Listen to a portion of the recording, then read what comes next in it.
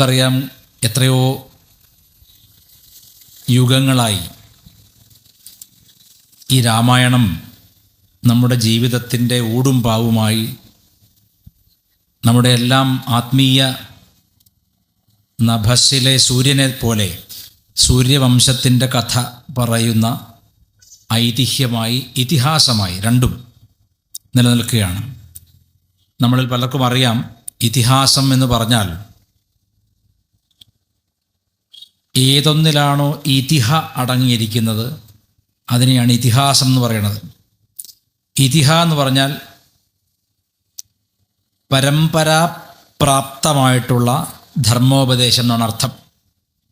ഒരു രാജാവ് സ്ഥാനമൊഴിയും മുൻപേ അദ്ദേഹത്തിൻ്റെ അവകാശിക്ക് പറഞ്ഞു കൊടുക്കുന്ന ധാർമ്മിക മൂല്യങ്ങളെയാണ് ഇതിഹ എന്ന് പറയുന്നത്. നമുക്കറിയാം, ശ്രീമദ് ഭഗവത്ഗീതയിൽ ഭഗവാൻ കൃഷ്ണൻ അർജുനനോട് പറഞ്ഞു, അർജുന, ഞാൻ ഈ പരമമായ വിദ്യ സൂര്യന് ഉപദേശിച്ചു. സൂര്യൻ ഇത് ഇക്ഷ്വാകുവിനും ഇക്ഷ്വാകു മനുവിനും ഒക്കെ ഉപദേശിച്ചു പറയണം.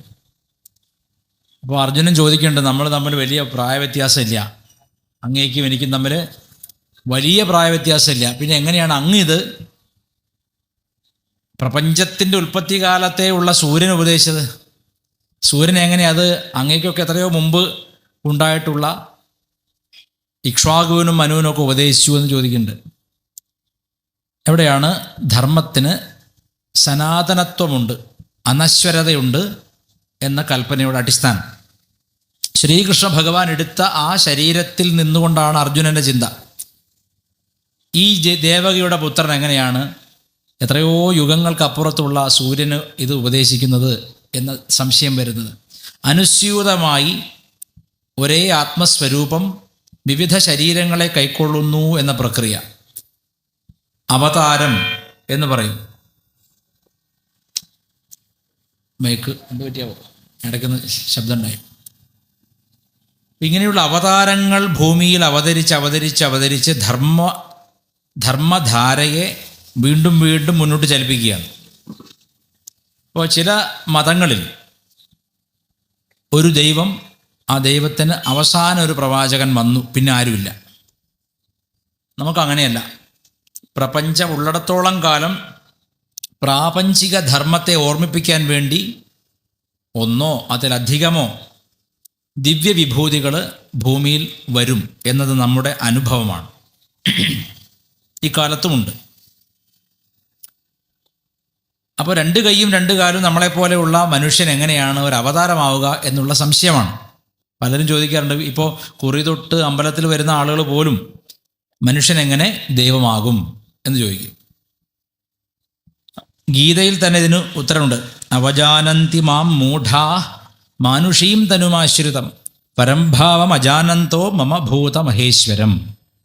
അർജുന, രണ്ട് കൈയും രണ്ട് കാലും ഒക്കെ ഉള്ള ഒരു അമ്മയുടെ മകനായി ജനിച്ച എന്നെ കാണുമ്പോൾ സാധാരണ മനുഷ്യർ ചിന്തിക്കും, ഇയാളും എന്നെ പോലെ തന്നെ ഒരു മനുഷ്യനാണല്ലോ, ഇയാൾ ഉണ്ണുന്നു, ഉറങ്ങുന്നു, നടക്കുന്നു, കളിക്കുന്നു, ചിരിക്കുന്നു, എന്താണ് എന്നിൽ നിന്ന് വ്യത്യാസം? ഇയാളും സാധാരണ മനുഷ്യൻ തന്നെ എന്ന് ആര് ചിന്തിക്കുന്നു? മൂഢന്മാർ ചിന്തിക്കുന്നു. അവജാനന്തി മാം മൂഢാ, മൂഢന്മാർ അങ്ങനെ ചിന്തിക്കുന്നു എന്നാണ്.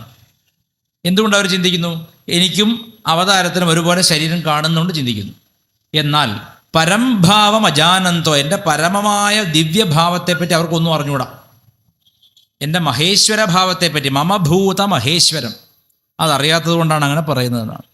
ഇവിടെ രാമായണത്തിലേക്ക് വരുമ്പോഴും അതേ പ്രശ്നം ഇന്നും വലിയ തർക്കത്തിനിടെയാണ്. പല ലേഖനങ്ങളും മാതൃഭൂമി, മനോരമ തുടങ്ങിയ പത്രങ്ങളിലൊക്കെ ഈ രാമായണ മാസം വന്നു കഴിഞ്ഞാൽ എഴുത്തു തുടങ്ങി. അത് അധ്യാത്മരാമായണത്തെയും വാൽമീകീയ രാമായണത്തെയും ഒക്കെ അധികരിച്ച് രാമൻ കേവലം മനുഷ്യനാണ് എന്ന് സ്ഥാപിക്കാൻ വേണ്ടിയിട്ട് ഒരുപാട് എഴുത്തുകൾ. ഇപ്പോൾ അടുത്ത കാലത്ത് വല്ല വിവാദമുണ്ടായി. എന്താണ്? വാൽമീകിയുടെ രാമൻ അതിക്രൂരനായിരുന്നു, വാൽമീകിയുടെ രാമൻ ധർമ്മമൂർത്തി അല്ല എന്ന് വരുത്താൻ വേണ്ടിയിട്ട് ഒരുപാട് എഴുത്തുകൾ. പക്ഷെ നമ്മൾ അതിൻ്റെ ആ കാവ്യത്തിൻ്റെ അനശ്വരതയെ പറ്റിയാണ് ഇന്ന് ചിന്തിക്കുന്നത്.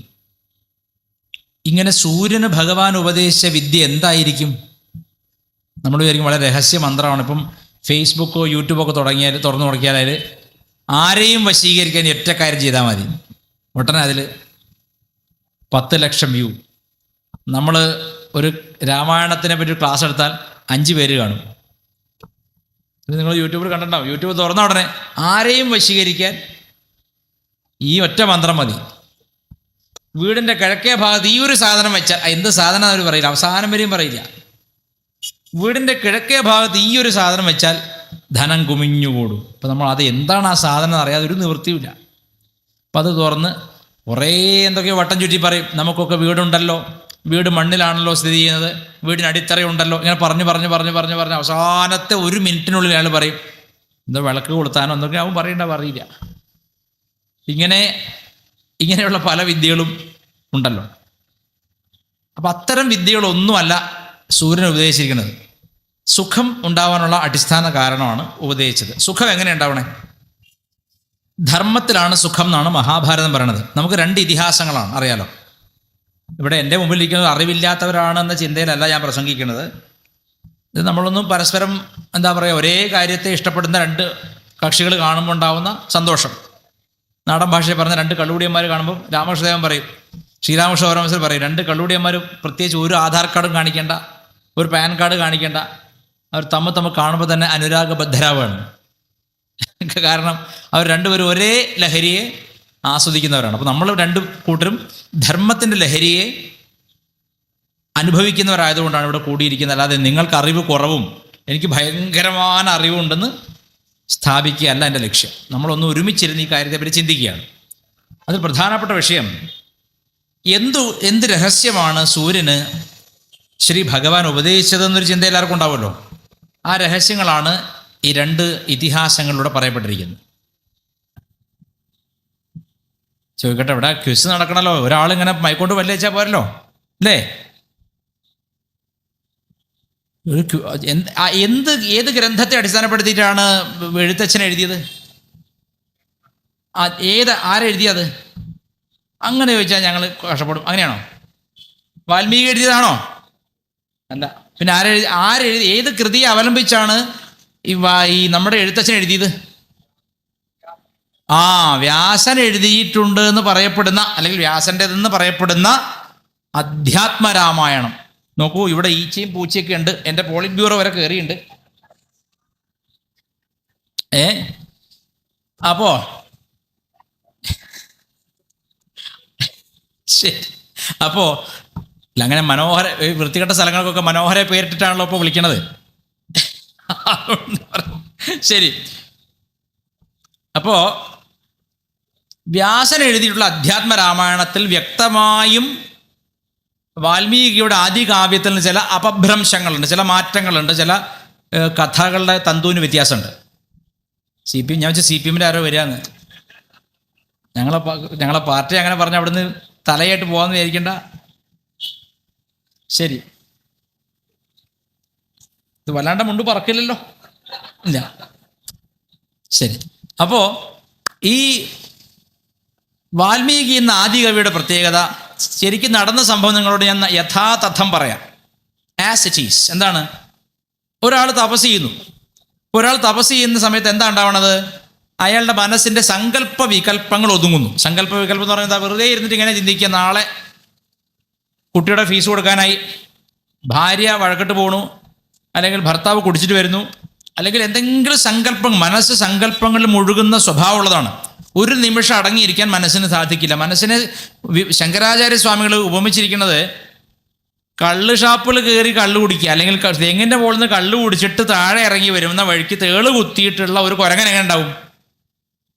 തെങ്ങിൻ്റെ മുകളിൽ നിന്ന് കള്ള് കുടിച്ചു, വരുന്ന വഴിക്ക് തേള് കുത്തി. അങ്ങനെ ഒരു കുരങ്ങൻ എത്ര അസ്വസ്ഥനായിരിക്കുമോ അതുപോലെയാണ് മനസ്സ്. അത് അടങ്ങിയിരിക്കില്ല. അത് എന്തെങ്കിലും ചിന്തിച്ചു, ഇവിടെ ഇരുന്നുകൊണ്ട് ചിന്തിക്കും. ആ മനസ്സിനെ ഒതുക്കുന്ന വിദ്യയാണ് തപസ്. എങ്ങനെ ഒതുക്കണം? പാതഞ്ജല യോഗസൂത്രത്തിൻ്റെ ഒരു ഭാഷ്യം വ്യാസമഹർഷി എഴുതിയിട്ടുണ്ട്.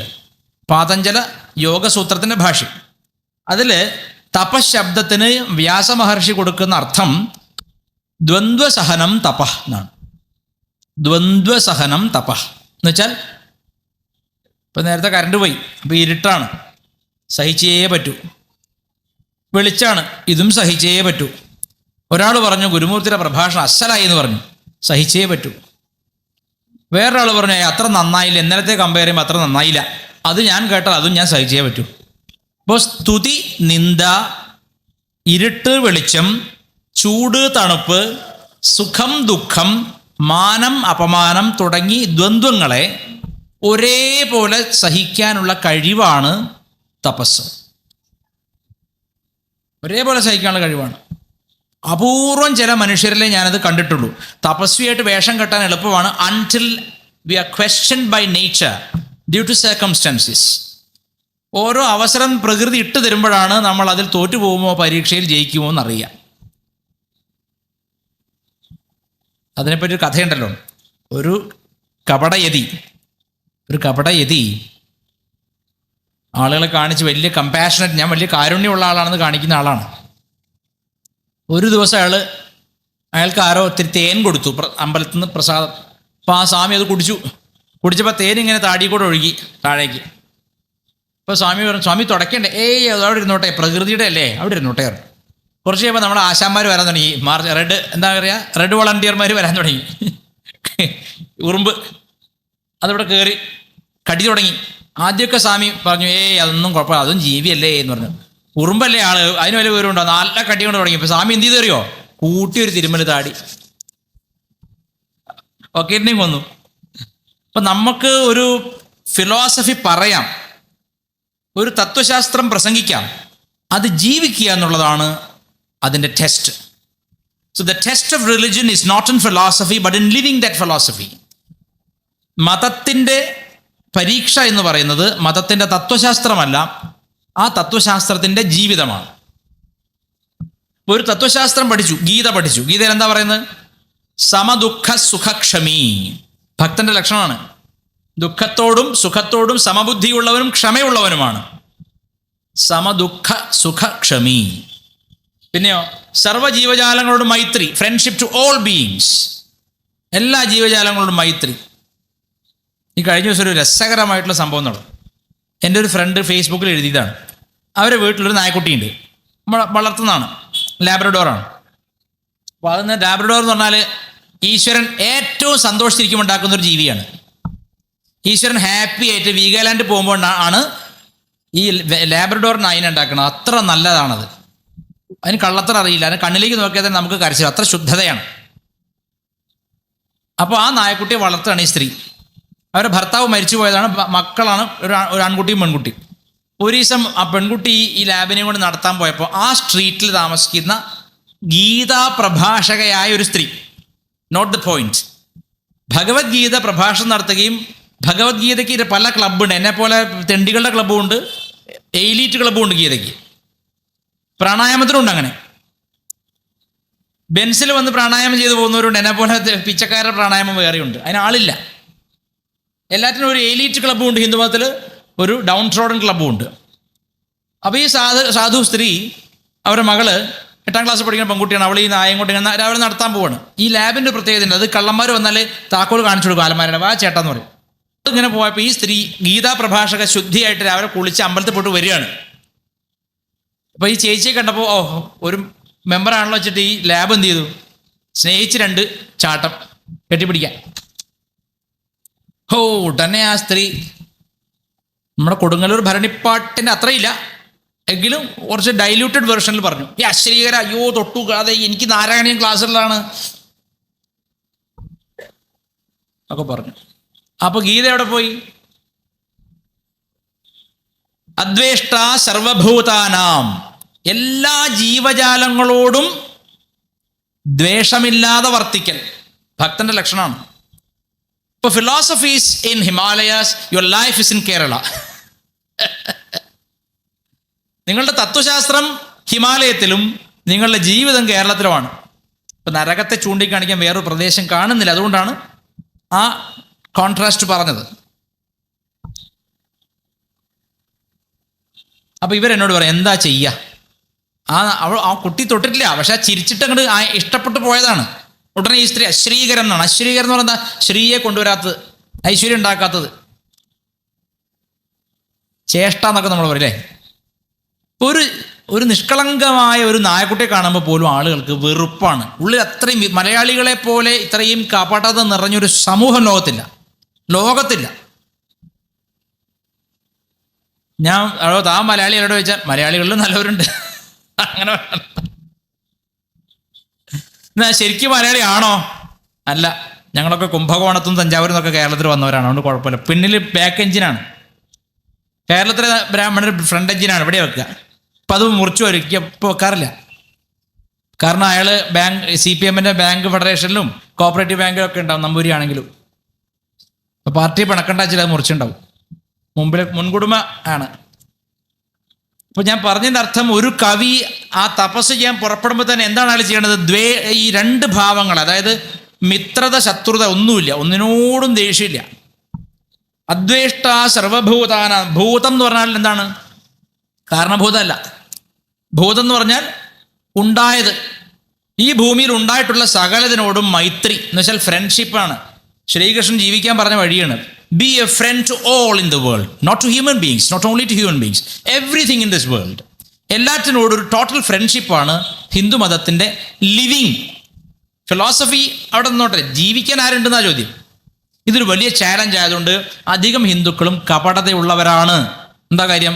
ഇത് ജീവിക്കാൻ അല്പം പ്രയാസമുള്ളൊരു സിദ്ധാന്തമാണ്. ഇസ്ലാമിൽ ചേർന്ന എളുപ്പമുണ്ട്. എന്താണ്? ആഴ്ചയിൽ 7 ദിവസം ബിരിയാണി. അവരുടെ ഒരു കൃത്യമായ സെറ്റ് ഓഫ് ആചാരമുണ്ട്. ഇങ്ങനെ 5 നേരം നിസ്കരിക്കണം, അവരുടെ ഗ്രന്ഥം വായിക്കണം, വർഷത്തിലൊരിക്കൽ നോമ്പെടുക്കണം, ബാക്കി സമയം ബോംബെടുക്കണം. അങ്ങനെയല്ല, അങ്ങനെയുള്ളവരുണ്ട്. ഇങ്ങനെ അതിനൊരു ചിട്ടവട്ടമുണ്ട്. അത്ര മതി, എന്നാൽ സ്വർഗ്ഗം ഉറപ്പാണ്. But here things are different. ജീവിതകാലം മുഴുവൻ ധർമ്മമനുഷ്ഠിച്ചു മരിച്ചുപോയ ധർമ്മപുത്രർക്ക് പോലും നരകദർശനം വന്നെങ്കിൽ ഹിന്ദുമതത്തിൽ ജീവിക്കുക എന്നുള്ളത് വളരെ പ്രയാസമാണ്. അതുകൊണ്ട് തന്നെ 90% ഹിന്ദുക്കളും കപട ഹിന്ദുക്കളാണ്. എന്താ ഇയാൾ പറയണേ? രാമായണ മാസമായിട്ട് ഇവിടെ വന്നിട്ട് ഏത് നിങ്ങൾ ചിന്തിക്കുന്നുണ്ടാവും, തൊഴാൻ പോണോ? അങ്ങനെ ചിന്തിക്കുന്നുണ്ടാവും. പക്ഷെ സത്യമാണ് ഞാൻ പറയുന്നത്, നമ്മൾ കപടത ഏറിയവരാണ്. നമ്മുടെ കയ്യിൽ ഏറ്റവും വിശുദ്ധമായൊരു ഗ്രന്ഥമുണ്ട്, ഗീതാശാസ്ത്രം. നമ്മളത് പഠിക്കുന്നു, തെറ്റാതെ ഉച്ചരിക്കുന്നു, ഗീതാ പ്രഭാഷണം എവിടെയുണ്ടെങ്കിലും ഓടിപ്പോയി കേൾക്കുന്നു. പക്ഷെ അതിൽ എത്രത്തോളം നമ്മുടെ ജീവിതത്തിൽ പ്രായോഗികമാക്കി, ഇറ്റ് ഇസ് വെരി ഡിഫിക്കൽട്ട്. ഈ ഹിന്ദുവായി ജീവിക്കുക എന്ന് പറഞ്ഞാൽ ഓൾമോസ്റ്റ് ഒരു സന്യാസമാണ്. അദ്വേഷ്ട സർവഭൂതാന എന്ന് പറഞ്ഞാൽ എങ്ങനെ നടക്കുക? ഒരു ജീവിയോടും ദ്വേഷമില്ലാതെ വർത്തിക്കുക. അത് ഭക്തന്റെ ലക്ഷണമാണ്, സന്യാസി ലക്ഷണം അല്ല പറഞ്ഞത്. യതിക്ക് വേറെ ലക്ഷണമുണ്ട്, സ്ഥിതപ്രജ്ഞ ലക്ഷണം വേറെയാണ്. ഇത് ഭക്തൻ എങ്ങനെ ജീവിക്കണം എന്നാണ്. ഒരു ജീവിയോടും വെറുപ്പ് പാടില്ല. You should be a friend to all. ഞാൻ അമൃത ടിവിയുടെ ഒരു ഷൂട്ടിങ്, എന്ത് ഷൂട്ടിങ് വെച്ചാൽ മറ്റേ ഈ ശബരിമല ആ വിഷയം ഉണ്ടായ സമയത്ത് ഈ അയ്യപ്പ ശരണം എന്ന് പറഞ്ഞിട്ട് ഇതിട്ട്, അതിന് മുമ്പ് ഒരു മുന്നോടിയായിട്ട് ചർച്ചയുണ്ടായിരുന്നു അയ്യപ്പൻ്റെ ഇതൊക്കെ പറഞ്ഞിട്ട്. അതിന് ആ തിരുവനന്തപുരത്ത് SP ഫോർട്ട് എന്ന് പറഞ്ഞ ഹോട്ടലായിരിക്കും, അവിടെയായിരുന്നു ഷൂട്ടിംഗ് ഉണ്ടായിരുന്നത്. അപ്പോൾ അത് കഴിഞ്ഞ് ഞാൻ ട്രെയിനിൽ വരണം. അപ്പം റൂം വെക്കേറ്റ് ചെയ്ത് വലിയ ബാഗൊക്കെ ആയിട്ട് താഴേക്ക് ഇറങ്ങി റോട്ടിലേക്ക് ഇറങ്ങി. അപ്പോൾ ഒരു ആഹാരം കഴിച്ചിട്ട് വേണം വണ്ടിക്ക് പോകാൻ. അപ്പോൾ പുറത്തേക്ക് ഇങ്ങോട്ട് ഇറങ്ങി, കൂടെ 2 ആളുണ്ട്. അപ്പോൾ ഒരു തെരുവുനായ അതിങ്ങനെ ഓടി വരുന്നുണ്ട് ദൂരേന്ന്. നമ്മളറിയില്ല തെരുവുനായാണ്. ഓടി ഇങ്ങോട്ട് വന്നിട്ട് സ്വന്തം യജമാനോട് എങ്ങനെ പെരുമാറും അതുപോലെ എൻ്റെ ഈ ഒക്കത്ത് കൈ ഇങ്ങോട്ട് വെച്ച് നിന്നു, വാലാട്ടിയിട്ട്. അപ്പോൾ എനിക്ക് വലിയൊരു അംഗീകാരം കിട്ടിയപോലെ, ഓസ്കാർ അവാർഡ് കിട്ടിയപോലെ. എന്താ കാരണം വെച്ചാൽ ഉള്ളിൽ എനിക്ക് ഒരു ജീവിയോടും ദേഷ്യമില്ല എന്നാണ് എൻ്റെ വെപ്പ്. എക്സെപ്റ്റ് ചില മനുഷ്യ കീടങ്ങളോട്, അത് പറയണമല്ലോ, ചില മനുഷ്യരോടാണ് എനിക്ക് ഉള്ളിൽ ദേഷ്യം. അപ്പോൾ അത് എത്രത്തോളം പ്രാവർത്തികമാവുന്നു എന്നറിയാൻ പ്രകൃതി എനിക്ക് തന്നൊരു ഒരു ടോക്കൺ ഓഫ്, പ്രകൃതിയുടെ ഒരു ടോക്കൺ കിട്ടിയ പോലെ ആയിപ്പോയി. തെരുവ് നായ ഒരിക്കലും പൊതുവെ അടുത്ത് വന്ന് മേത്ത് കയറില്ല. എന്താ കാര്യം? അതിന് നല്ല അടി കിട്ടിയിട്ടുണ്ടാവും മുമ്പേ. മനുഷ്യരുടെ സ്വഭാവം അറിയാം. അല്ലെ, ഇപ്പോൾ ചൂടുവെള്ളം ഒഴിച്ചിട്ടുണ്ടാവും. എന്ത് കാരുണ്യമുള്ള മനുഷ്യനെന്നറിയോ? വെട്ടിപ്പടിക്കുക, ബൈക്കിൽ പോയിട്ട് തെരുവുനായി വെട്ടിപ്പടിക്കുക, മുറി ഉണങ്ങാതെ അത് മാസങ്ങളോളം പുഴുത്ത് ചാവുക. തെരുവിൽ നായ ഉണ്ട് എന്ന് കേട്ട ഉടനെ എല്ലാവരും നായ കല്ലെറിയാൻ തുടങ്ങുക, കുട്ടികളൊക്കെ വെറുതെ കല്ലെറിയുക. ഇങ്ങനെ ഭൈരവൻ കോപിച്ച് നിൽക്കുന്ന ഒരു നാട് നിങ്ങൾക്ക് കാണണമെങ്കിൽ കേരളത്തിലേക്ക് ഒരു ഡോഗ്സ് ഓൺ കൺട്രി. ഇവിടെയാണ് ഏറ്റവും അധികം ഇങ്ങനെ ജീപ്പ് കർണാടകത്തിൽ പോയി നോക്കെ ഒരു ചായക്കട ഒരു 60 നായി ഉണ്ടാവും. തമിഴ്നാട്ടിൽ ഒന്നും ചെയ്യില്ല ആര്. ഇവിടെയാണ് ഏറ്റവും അധികം തെരുവ് നായ്ക്കളെ ഓടിക്കുന്നത്. എന്നിട്ട് നമ്മുടെ രാമായണത്തിലെ മഹത്തായ തത്വങ്ങൾ, അയ്യോ ലക്ഷ്മണൻ ഏട്ടത്തിയമ്മയുടെ പാദസരം മാത്രമേ കണ്ടുള്ളൂ, ഞാൻ അതിലേക്ക് കൂടുതൽ പറയുന്നില്ല. ലക്ഷ്മണൻ ഏട്ടത്തിയമ്മയുടെ പാദസരം മാത്രമേ കണ്ടുള്ളൂ, നമ്മളോ പാദസരം മാത്രമേ കാണാൻ ബാക്കിയുള്ളൂ. ഒരുപാടായി ഞാൻ കൗൺസിലിംഗ് ചെയ്യുന്ന ആളാണ്. ദിവസേന 1-2 കേസുകൾ എൻ്റെ അടുത്ത് വരും. ഇന്നും റൂമിൽ പോയിട്ടൊന്ന് കടന്നുറങ്ങാൻ വെച്ച് നടന്നില്ല. ഒരുപാട് കോള് വരും. അപ്പോൾ എനിക്കറിയാം എന്തൊക്കെ ആരൊക്കെ ആരോട് ചെയ്യുന്നു, എത്ര സമർത്ഥമായത് കുറിയിൽ മറയ്ക്കുന്നു. നമ്മളങ്ങനെയാണ്. ആ കാപട്യം ഉപേക്ഷിക്കാൻ തയ്യാറായില്ലെങ്കിൽ രാമായണമോ വേദമോ എന്തു പഠിച്ചിട്ടും ഫലം നാസ്തി. കാരണം ധർമ്മപുത്രർ നമ്മുടെ മുമ്പിൽ നിൽക്കുകയാണ്. ധർമ്മം എന്ത് ചിന്തിക്കുമ്പോഴും എന്ത് ചെയ്യുമ്പോഴും അതിലെ ധർമ്മത്തിൻ്റെ അംശം എന്താണ്, ഞാൻ തെറ്റാണോ ശരിയാണോ ചെയ്യുന്നതെന്ന് അന്വേഷിച്ച് പഠിച്ച് മാത്രം ചെയ്യുന്ന ആളാണ് ആര്? ധർമ്മപുത്രർ. ആ യുധിഷ്ഠിരന് സ്വർഗകവാടം നിഷേധിക്കുകയാണ് ആര്? സ്വർഗത്തിൻ്റെ കാവൽക്കാരൻ പറയാണ്, നീ ഒരു നായയുമായിട്ട് വരുന്നു സ്വർഗത്തിനുള്ളിലേക്ക്, so you are not allowed here. അപ്പോഴാണ് യുധിഷ്ഠിരൻ്റെ മഹത്വം മനസ്സിലായി. നമ്മുടെ ഭാരതീയ സംസ്കാരത്തിൻ്റെ മഹത്വം എന്ന് പറയുന്നത് 4 രാഷ്ട്രീയക്കാരിൽ നിന്നല്ല നമ്മൾ മനസ്സിലാക്കേണ്ടത്, മഹാഭാരതത്തിൽ നിന്നും രാമായണത്തിൽ നിന്നുമാണ്. യുധിഷ്ഠിരൻ പറഞ്ഞ മറുപടി എന്താ? ഏകാന്തമായ ദിനങ്ങളിൽ വിശപ്പും ചൂടും തണുപ്പും എല്ലാം സഹിച്ച് നടന്ന ഈ ദീർഘദൂരം എന്നോടൊപ്പം ഇതെല്ലാം ഒരുമിച്ച് സഹിക്കാൻ തയ്യാറായ ഒരാൾ ഈ നായ മാത്രമാണ്. ബഹുദൂരം എന്നെ ഇത് ഉപേക്ഷിച്ചില്ല. ഇതിനെ കയറ്റാത്തൊരു സ്വർഗം എനിക്ക് വേണ്ട. എന്നിട്ട് നരകത്തിലേക്ക് പോവാണ്. ചുമ്മാ ഡയലോഗ് അടിച്ചല്ല, നരകത്തിൽ പോയി കിടക്കാൻ തയ്യാറാണെന്നോ. അങ്ങനെ പറഞ്ഞ യുധിഷ്ഠിരൻ്റെ പിന്മുറക്കാരായ ഹിന്ദുക്കളെ ആത്മാർത്ഥമായിട്ട് സ്വയം ചോദിക്കൂ, നിങ്ങൾ ഉള്ളിൽ ഈ ജീവികളൊക്കെ വെറുക്കുന്നുണ്ടോ അതോ ഇഷ്ടപ്പെടുന്നുണ്ടോ? സ്വയം ഉള്ളിൽ ചോദിക്കണം. You need not answer me because I am not an authority on this. ഞാൻ നിങ്ങളോടൊരു ചോദ്യം ചോദിക്കുകയാണ്. നിങ്ങളുടെ ഉള്ളിൽ ചോദിക്കൂ, എൻ്റെ ഉള്ളിൽ എത്രത്തോളം ഈ പറഞ്ഞ പുസ്തകങ്ങളിൽ എഴുതി വെച്ചിരിക്കുന്ന തത്വങ്ങൾ റിയലൈസ് ചെയ്യപ്പെട്ടിട്ടുണ്ടെന്ന് ചിന്തിക്കുക. ആദി കവി കാണുന്നത് ഒരു ക്രൂരമായ സംഗതിയാണ്. എന്താണത്? 2 ഇണക്കുരുവികളെ ഒരു വേടൻ അമ്പയ്യാൻ നിൽക്കുകയാണ്. ഒന്നിനെ ഇത് വീഴ്ത്തി. അപ്പം എന്താണ് സത്യത്തിൽ പറഞ്ഞ ഇന്നത്തെ സന്യാസിമാരാണെങ്കിൽ കാണാതെ പോയി കളയും. കാരണം അവൻ്റെ അടുത്ത് പൈസയുമില്ല, അവൻ ഉപദേശിച്ചിട്ട് കാര്യമില്ല. ഗീത ജ്ഞാനേച്ചിന് പോയ ദക്ഷിണ കിട്ടും. ഇവിടെ അവനെ പറയും റോട്ടുമെന്ന് പറഞ്ഞാൽ ആരും കാണാനുള്ള ക്യാമറയില്ല മുമ്പിൽ. സന്യാസിമാർ സ്വർഗത്തിൽ പോയാൽ ചാൻസസ് ആർ വെരി ലെസ്. സ്വർഗത്തിൽ പോയാൽ ക്യാമറ ഇല്ലാതെ അവരെങ്ങനെ ജീവിക്കും? Very difficult. ഇന്ന കാലത്തൊരു ഗുരു ആവണമെങ്കിൽ 24 മണിക്കൂറിന് മുമ്പിൽ ക്യാമറ വേണം. തത്വങ്ങൾ, രഹസ്യങ്ങൾ പറഞ്ഞു കൊടുക്കാൻ. ഇപ്പം നമ്മൾ അതാണ് ഗഹനോ കർമ്മണാഗതി.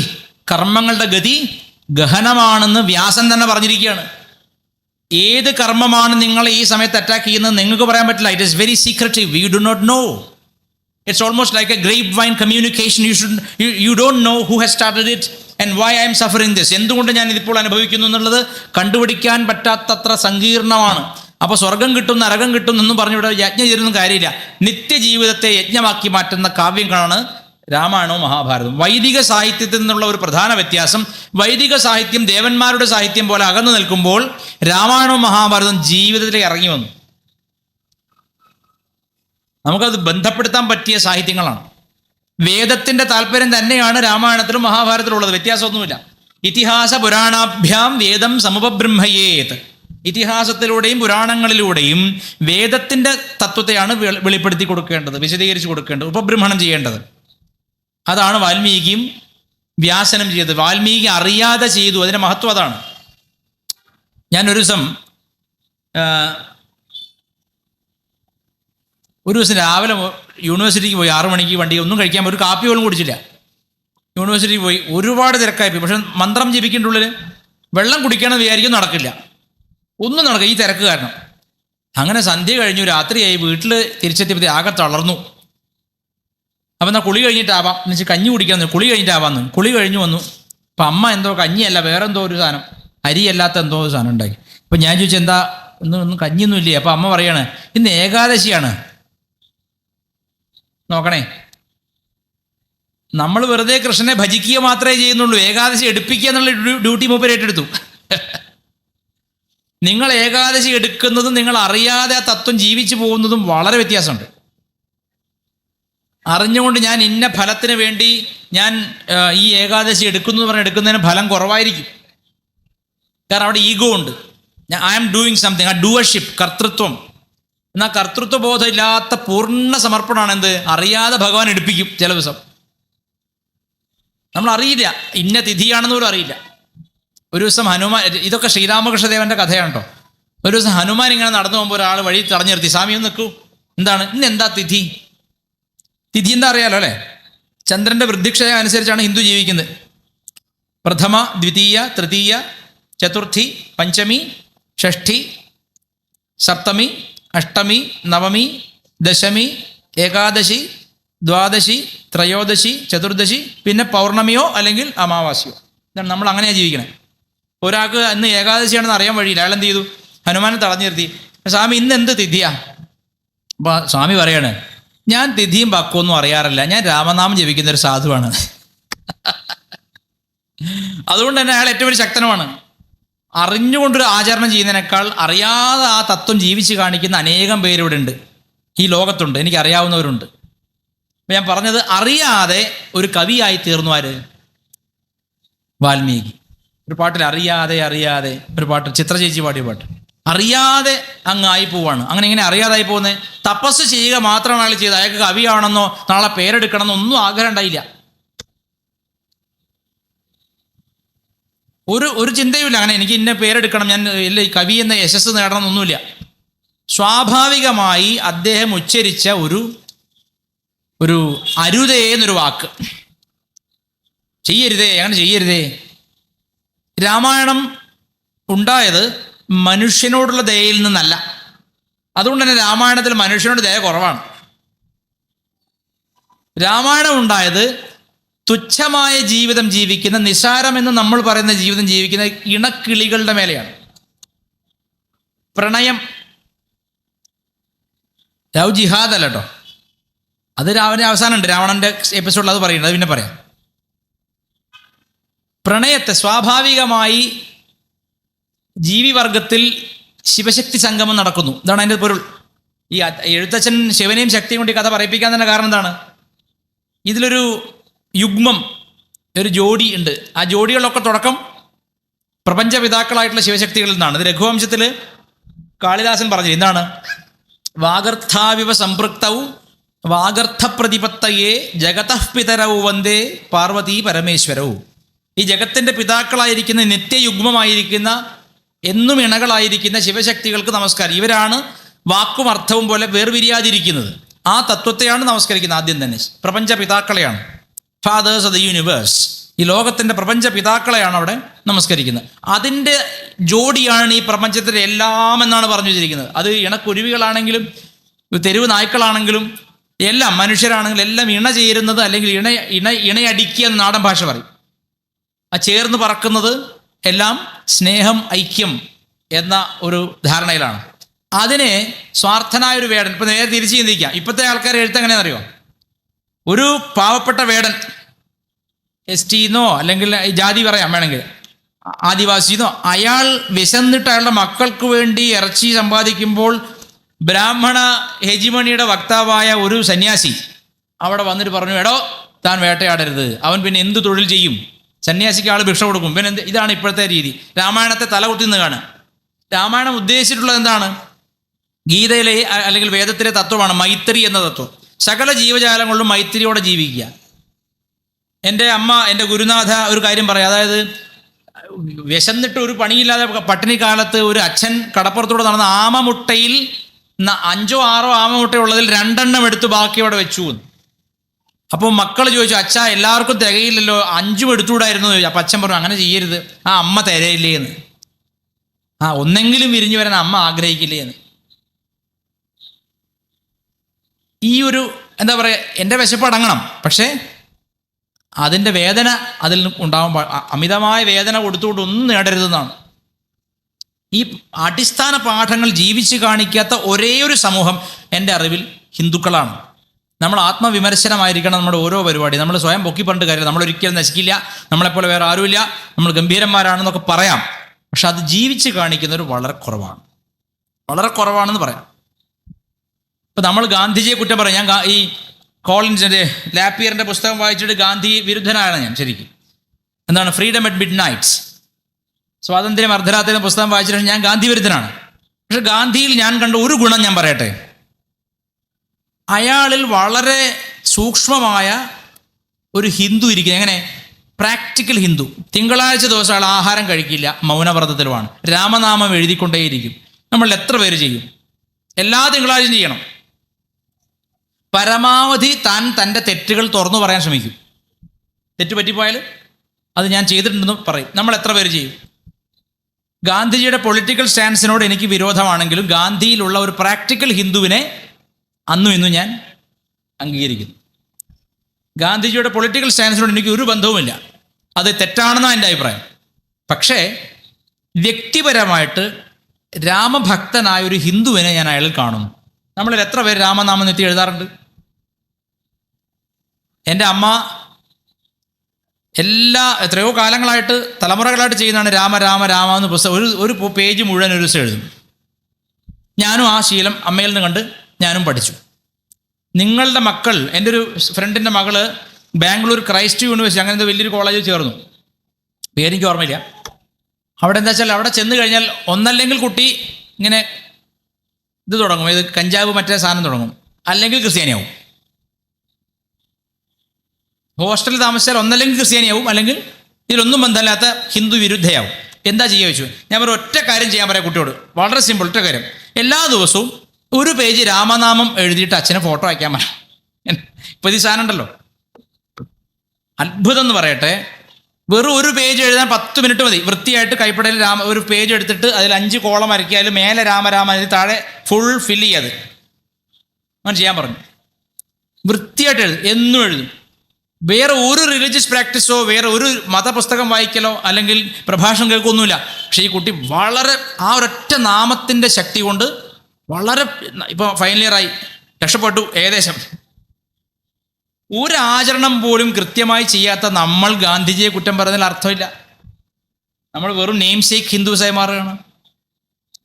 ഈ ഭൂതദയ എന്നതിൽ നിന്നാണ് രാമായണത്തിന് തുടങ്ങി. എന്തുകൊണ്ട് രാമായണം അനശ്വര കാവ്യമായി തുടരുന്നു? അത് തുടങ്ങിയത് ഭൂതദയയിലാണ്. സർവ്വജീവികളോടും ഉള്ള ഒരു ഐക്യവും സ്നേഹവും ഒരു തപസ്വിക്ക് തോന്നുന്നത് സ്വാഭാവികമാണ്. തപസ്സിൻ്റെ ഫലം മോക്ഷമല്ല, കാരുണ്യമാണ്. ഇന്ന് ആര് കാണിച്ചു തന്നു? വാൽമീകി വേണേൽ പറയാം, എല്ലാം മരിക്കും, എല്ലാം ജനിക്കും, കൊലപാതകം ലോകത്ത് നടക്കുന്നതാണ്. തൻ്റെ കൺമുമ്പിൽ ഒരു പെൺകുട്ടി റേപ്പ് ചെയ്യപ്പെട്ടപ്പോൾ അവിടെ കൈ കെട്ടി നോക്കിയിരുന്ന ഒരാൾ എന്ന് വിചാരിക്കുക, rape in the sense not a sexual activity, but ഒരു ബലാത്കാരം നടന്നപ്പോൾ കൈയും കെട്ടി നോക്കിയിരുന്നു ഭീഷ്മാചാര്യർ. ഒരുപക്ഷെ വാൽമീകിയേക്കാൾ ധർമ്മ ഗ്രന്ഥങ്ങൾ പഠിച്ചവനും ആജന്മ ബ്രഹ്മചാരിയും ലോകൈക വില്ലാളി വീരനും ആണ് ആര്? ഭീഷ്മർ. യുഗമൊന്ന് കഴിഞ്ഞപ്പോൾ എന്തായി? ധർമ്മബോധം പകുതിയായി. ത്രേതായുഗത്തിൽ 3/4 പങ്കും ധർമ്മം ഉണ്ടായിരുന്നു. അതുകൊണ്ട് അന്നത്തെ ഋഷിയായ വാൽമീകിക്ക് കൺമുമ്പിൽ നടന്ന ഒരു മനുഷ്യനോടല്ല, ഒരു കിളിയോട് ചെയ്ത ദോഷം പോലും തൻ്റെ ഉള്ളിൽ തറച്ചുപോയി. ശ്രീരാമകൃഷ്ണ പരമഹംസദേവൻ പറയും, അദ്ദേഹത്തിൻ്റെ സാധനാകാലത്ത് എന്തും താൻ തന്നെയാണെന്ന് തോന്നുമായിരുന്നു. ഒരു ദിവസം കാളിക്കോവിലിന് മുമ്പിൽ നിൽക്കുകയാണ് രാമകൃഷ്ണദേവൻ. അപ്പോൾ നല്ല ഘടാഘടിയാനായ ഒരു മനുഷ്യൻ വന്നിട്ട് ആ പുൽത്തകടിയിലൂടെ അങ്ങോട്ടും ഓടുകയാത്രേ. ഉടനെ രാമകൃഷ്ണൻ അലറി വിളിക്കും, നിർത്തടോ നിർത്തടോ, എന്നെ ചവിട്ടല്ലേ എന്ന്. ചവിട്ടുന്ന പുല്ലിൻ്റെ മുകളിലാണ്, പക്ഷേ അത് കൊള്ളുന്നത് ഭഗവാന്റെ ശരീരത്തിലാണ്. അതെന്താണ്?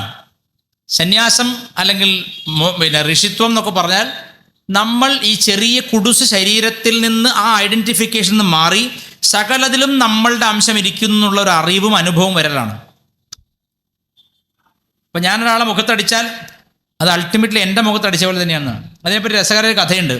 ബീർബലിൻ്റെ കൊട്ടാരത്തിൽ നടന്ന കഥ, അക്ബറിൻ്റെ കൊട്ടാരത്തിലെ കഥ എന്ന് പറയും. ഒരു ദിവസം രാവിലെ എഴുന്നേറ്റപ്പോൾ എന്തോ അകാരണമായിട്ട് എന്തോ പ്രശ്നം ഉണ്ടായ സമയത്ത് പിന്നെ അക്ബറിൻ്റെ ഭാര്യയെ അയാൾ അടിച്ചു മുഖത്ത്. എന്തിനാണ് അയാൾ കൊട്ടാരത്തിലേക്ക് പോണത്? സഭയ്ക്ക് പോണത്. അപ്പോൾ അകാരണമായിട്ട് ദേഷ്യം പിടിച്ചിട്ട് ഇയാൾ മന്ത്രി അടിച്ചു ബീർബലിനെ. ബീർബൽ എന്ത് ചെയ്തു? അത് മറ്റേ കൊടുത്തു. അങ്ങനെ കൊടുത്ത് ആ നാട് മുഴുവൻ നടിയാണ്. അത് ഇയാൾ അറിയില്ല. രാത്രി ഇയാൾ കൊട്ടാരത്തിൽ തിരിച്ചു വന്ന ഭാര്യ ഇയാളെ മുഖത്തിടിച്ചു. അപ്പോൾ ഇയാൾ ഞെട്ടിപ്പോയത് എന്താ, ഇത് നിങ്ങൾ രാവിലെ കൊടുത്തു വിട്ടത് ഇവിടെ തിരിച്ചു വന്നാണ് എന്ന് പറഞ്ഞ പോലെ നമ്മളൊരു ദോഷം ഒരു മനുഷ്യന്, അതാണ് നാരായണ ഗുരു എഴുതിയത്, ഒരു പീഡ എറുമ്പിനും വരുത്തരുത്. സിമ്പിൾ. വേദാന്ത തത്വമൊക്കെ വളരെ ലളിതമായിട്ട് പറഞ്ഞതാണ്, ഒരു പീഡ എറുമ്പിനും വരുത്തരുത്. അറിഞ്ഞുകൊണ്ടൊരു ദോഷം ഒരു ജീവിക്ക് ചെയ്യരുത്. അങ്ങനെ ചിന്തിച്ചു പോയപ്പോൾ ആ ലോകം നന്നാവാനുള്ളൊരു പാത വെട്ടി തുറക്കുകയാണ്. അതാണ് വാൽമീകി ചെയ്തിട്ടുള്ളത്. മാ നിഷാദ, അരുത് കാട്ടാളാന്നാണ്. ഉടനെ ഇവർ പറഞ്ഞു നിഷാദ വർഗം എന്ന് പറഞ്ഞാൽ ആദിവാസികളാണെന്നോ. അങ്ങനെയല്ല, ജാതിയല്ല വിളിച്ച്. അരുത് നായരെ എന്ന് പറഞ്ഞിരുന്നേ സന്തോഷേനെ. മാ നിഷാദനുള്ള പകരം മാ നായരെ എന്നാണെങ്കിൽ സന്തോഷം. എന്ത് ബ്രാഹ്മണിക്കൽ ഹെജിമണി സവർണ വർഗ്ഗക്കാരെ തെറി വിളിച്ചവനാണ് വാൽമീകി. നിഷാദ ശബ്ദത്തിന് അങ്ങനെ അർത്ഥമില്ല. നിഷാദ ശബ്ദം ഉദ്ദേശിച്ച് കാട്ടാളൻ, വേട്ടക്കാരൻ എന്നൊക്കെ അർത്ഥമേ ഉള്ളൂ. ചുട്ടു തിന്നുന്നവനാണ് ശരിക്കും. അതെങ്ങനെയാണ് മനസ്സിലാവുക? ഗീതയിലുണ്ട് ഈ കാര്യം. വിദ്യാവിനയ സമ്പന്നേ ബ്രാഹ്മണേ ഗവിഹസ്തിനി ശുനീചൈവ സ്വപാകേച്ച പണ്ഡിതാ സമദരിശിന. വിദ്യയും വിനയവും ചേർന്ന ബ്രാഹ്മണനിലും, ബ്രാഹ്മണ ലക്ഷണം എന്താണ്? വിദ്യയും വിനയവും ചേരുക എന്നുള്ളതാണ്. വിദ്യയും വിനയവും ചേർന്ന ബ്രാഹ്മണനിലും, വിദ്യാവിനയ സമ്പന്നേ ബ്രാഹ്മണേ ഗവിഹസ്തിനി, പശുവിലും ആനയിലും. ആനയെ ഓടിച്ചതിൻ്റെ ഫലം തന്നെയാണ് കേട്ടോ ഈ ഉരുൾപൊട്ടൽ. ഞാൻ നിങ്ങൾക്ക് തർപ്പിച്ചു പറയാം, അന്ധവിശ്വാസിയാണ് ഞാൻ. ആ അരിക്കൊമ്പൻ എന്ന് പറഞ്ഞ പേരിട്ടാണ്, അതൊരു അരിയും ഒട്ടിച്ചിട്ടില്ല. അതിനൊരു തെളിവുമില്ല. കള്ളത്തരം. റിസോർട്ട് മാഫിയ, വാറ്റുചാര മാഫിയ, കുരിശു മാഫിയ, ഈ 3 മാഫിയാണ് പ്രകൃതിയെ നശിപ്പിക്കുന്നത്. തുറന്നു പറയണത്. രാഷ്ട്രീയമൊക്കെ വേറെ. ഇവർക്ക് പ്രശ്നമാണ് ഈ ആന അവിടെ നിന്നാൽ. ഈ വാറ്റിന് ഏറ്റവും വലിയ ശത്രുവാണ് ആന. എന്താ വെച്ചാൽ ഇതിന് വാറ്റുന്ന സമയത്ത് അതിൻ്റെ കോടയാണ് ഒരു സാധനം അടിയിൽ പോകും. അപ്പോൾ അത് നല്ല മധുരമുള്ളതാണ് അത്രേ. ആന അകത്തും തേടി വരും. ആനയ്ക്ക് നല്ല ഘ്രാണശക്തിയാണ്. തേടി വന്നിട്ട് അത് കുടിക്കും. അപ്പോൾ ഇവരെ വാറ്റ് ചട്ടിയും കലമൊക്കെ അവർ പൊട്ടിക്കും. അത് പറ്റില്ല. 2 അകത്ത് നക്സലൈറ്റുകളുണ്ട്. അവർ പെല്ലറ്റ് ഗണ്ണുകൊണ്ട് പിന്നെ ആനയെ അകത്തുനിന്ന് പുറത്തേക്ക് ഓടിക്കും. ഇവിടുന്ന് സർക്കാരും പള്ളിയച്ചന്മാരും കൂടിയിട്ട് അകത്തേക്ക് ഓടിക്കും. കരയും വേണം, കടലും വേണം, കാടും വേണം എന്ന് പറഞ്ഞ് നിൽക്കുന്ന ദുരമൂത്ത ദുഷ്ട മതലോബികളും ക്രിമിനൽ വൽക്കരിക്കപ്പെട്ട റിസോർട്ട് മാഫിയുമാണ് ഏറ്റവും വലിയ ശത്രു. കോറികളിൽ ഷെയറില്ലാത്ത രാഷ്ട്രീയക്കാരുണ്ടോ എന്ന് എനിക്ക് സംശയമാണ്. അതേപോലെ കവടി നേരത്തെ നോക്കേണ്ടി വരും. ഉണ്ടാവും. അയാൾ മരിച്ചിട്ടും ഉണ്ടാവും. PT തോമസിനെ മാതിരി. അപ്പോ നമ്മുടെ മതസങ്കല്പങ്ങളിൽ, മതഗ്രന്ഥങ്ങളിലുള്ള കാര്യങ്ങളെ പ്രായോഗികമായി സമൂഹമായി തട്ടിച്ചു നോക്കി പഠിച്ചില്ലെങ്കിൽ വലിയ വില കൊടുക്കേണ്ടി വരും. ഭൂതദയയുടെ ഒരു ഉത്തമ ഉദാഹരണമാണ്. ആനയിലും ആത്മാവിനെ കാണണമെന്ന് പറഞ്ഞ ശാസ്ത്രമാണ് ഗീത, ഭഗവത്ഗീത. അതാണ് വിദ്യാവിനയ സമ്പന്നേ ബ്രാഹ്മണേ ഗവി ഹസ്തിനി. ആനയിലും എങ്ങനെ? ആ ആനയാണ് മയക്കുവഴി വെച്ച് നശിപ്പിച്ച് അതിൻ്റെ ശരീരം കേടുവരുത്തിയ എന്തു ലക്ഷണയുക്തനായ ആനയായിരുന്നു അത്. അതിനെ കൊണ്ടുപോയിട്ട് ഏതോ അത് ചത്തുണ്ടാവും. അതിനെപ്പറ്റി ഇപ്പോൾ റിപ്പോർട്ടൊന്നുമില്ല. ഇപ്പോൾ വേറെ ഓരോ പേരിടാം. ചക്കക്കൊമ്പൻ, പടയപ്പ, കപാലി. രജനീകാന്തിൻ്റെ പടമാണ് മിക്കവാറും ഇനി ഇരയാവണത്. രജനീകാന്തിൻ്റെ മോഹൻലാലിനൊന്നും പേരിട്ടില്ല, 6-ാം തമ്പരാനൊന്നും ഇട്ടില്ല ശരിക്കും. എന്താണെന്നറിയില്ല. ഇന്ന് തമിഴൻ ആനയാച്ചി നമുക്കൊരു ദേഷ്യം വന്നോട്ടേച്ചിട്ടാവും. കപാലി, അങ്ങനെ പല പേരുണ്ട്. അപ്പോൾ ഞാൻ പറഞ്ഞത്, ഈ ആനയെ ഓടിച്ചവരിൽ ഹിന്ദുക്കളുമുണ്ട്. ഞാൻ ഫേസ്ബുക്കിൽ എല്ലാ കമൻറ്റും വായിക്കും. ക്രിസ്ത്യാനിയാണ് ഏറ്റവും കൂടുതൽ. ഈ ആന മനുഷ്യന് ജീവിക്കണ്ടേ, എന്തിനാ ആന? കാട് കയറിയല്ലേ നമ്മളൊക്കെ ഇപ്പോൾ ജീവിച്ചത്. കൂടുതൽ കാട് കയറിക്കോ, ബാക്കി മണ്ണിനടിയിലാണ്. തിരഞ്ഞാൽ കൈയിൻ്റെ വിരലൊക്കെ കിട്ടണതേ. ഹിന്ദുക്കൾക്ക് കുഴപ്പമില്ല. ഞങ്ങൾക്ക് പൊടി പോലും അനിക്സ്പ്രേ പോലെ ആയാൽ മതി, ഞങ്ങൾക്ക് കത്തിച്ചാൽ മതി. നിങ്ങൾക്കാണ് ശരീരം കേടുകൂടാതെ വെച്ചിട്ട് അവിടെ അതുപോലെ വിളിച്ചെണീപ്പിക്കുന്നത്. ഇപ്പം ഈ മരിച്ചവരൊക്കെ വിരലൊക്കെ വേണ്ടിയിട്ട് വരിക. കാരുണ്യമില്ലാതെ പറയല. പ്രകൃതിയോട് കാണിക്കുന്ന കാടത്തത്തിന് ഇതുപോലെ തന്നെ നമ്മൾ അനുഭവിക്കേണ്ടി വരും. ഒരു സംശയവുമില്ല. ആ പ്രകൃതിയുമായി ബന്ധപ്പെട്ടുണ്ടായ സംസ്കാരമാണ് ഭാരതീയ സംസ്കാരം. അതിനെ ചോദ്യം ചെയ്തുകൊണ്ടും അതിലെ മൃഗങ്ങളെ ആട്ടി ഓടിച്ചും പട്ടിയേക്കല്ലെറിഞ്ഞും കൊന്നും. You can't exist alone. This world is not yours. This world is not exclusively for humans. It is for everything in this world. എല്ലാം ചേർന്നിട്ടുള്ള ഒരു എന്താ പറയുക, ഹാർമോണിയസ് ഐകമത്യം വന്ന സമൂഹമാണ് വേണ്ടത്. അപ്പോൾ തപസ്വിയായ ഒരാളുടെ ലക്ഷണം കാരുണ്യമാണ്. തപസ് ചെയ്യുന്നു എന്ന് എങ്ങനെ തിരിച്ചറിയാം? കാരുണ്യത്തിൽ മനസ്സിലാക്കാം. അപ്പം മഹർഷിയായ വാൽമീകി അറിയാതെ, ഒരു കവിയാവണമെന്ന് ആഗ്രഹിക്കാതെ, ഒരു ജീവിക്കുണ്ടായ വേദനയെ തൻ്റെ വേദനയെ കണ്ട് അരുതെന്ന് പ്രാർത്ഥിച്ചു, അല്ലെങ്കിൽ അങ്ങനെ ആക്രോശിച്ചതിൻ്റെ ഫലമായുണ്ടായ കാവ്യം. നാരദ മഹർഷി ചോദിക്കുകയാണ് ഈ വാൽമീകിയോട്, തപസ്വിയായ വാൽമീകിയോട് ചോദിക്കണം, എന്താണ്? കോൻ വസ്മിൻ സാമ്പ്രതം ലോകേ ഗുണവാൻ കശ്ച വീര്യവാൻ. ഈ സാമ്പ്രതം ലോകേ എന്ന് പറഞ്ഞാൽ എന്ത് മനസ്സിലായി? വാൽമീകി ജീവിച്ചിരുന്ന കാലത്ത് തന്നെയാണ് രാമനും ജീവിച്ചത്. സാമ്പ്രതം ലോകം എന്ന് പറഞ്ഞാൽ ഇപ്പം നടക്കുന്ന കറന്റ് ഈ ലോകത്ത്, ഇപ്പോൾ നമ്മുടെ ഈ കാലഘട്ടത്തിൽ സാമ്പ്രതം ലോകേ കോൻ വസ്മിൻ സാമ്പ്രതം ലോകേ ഗുണവാൻ കശ്ച വീര്യവാൻ. ഈ നമ്മളുടെ ലോകത്ത് ആരാണ് ഒരുവൻ ഗുണവാനായിട്ടും വീര്യവാനായിട്ടും? ഗുണവാൻ കശ്ച വീര്യവാൻ ധർമ്മജ്ഞശ്ച കൃതജ്ഞശ്ച. ധർമ്മത്തിൻ്റെ മർമ്മം അറിഞ്ഞവനും നന്ദിയുള്ളവനും. നന്ദിയുള്ളവൻ ശിവൻ.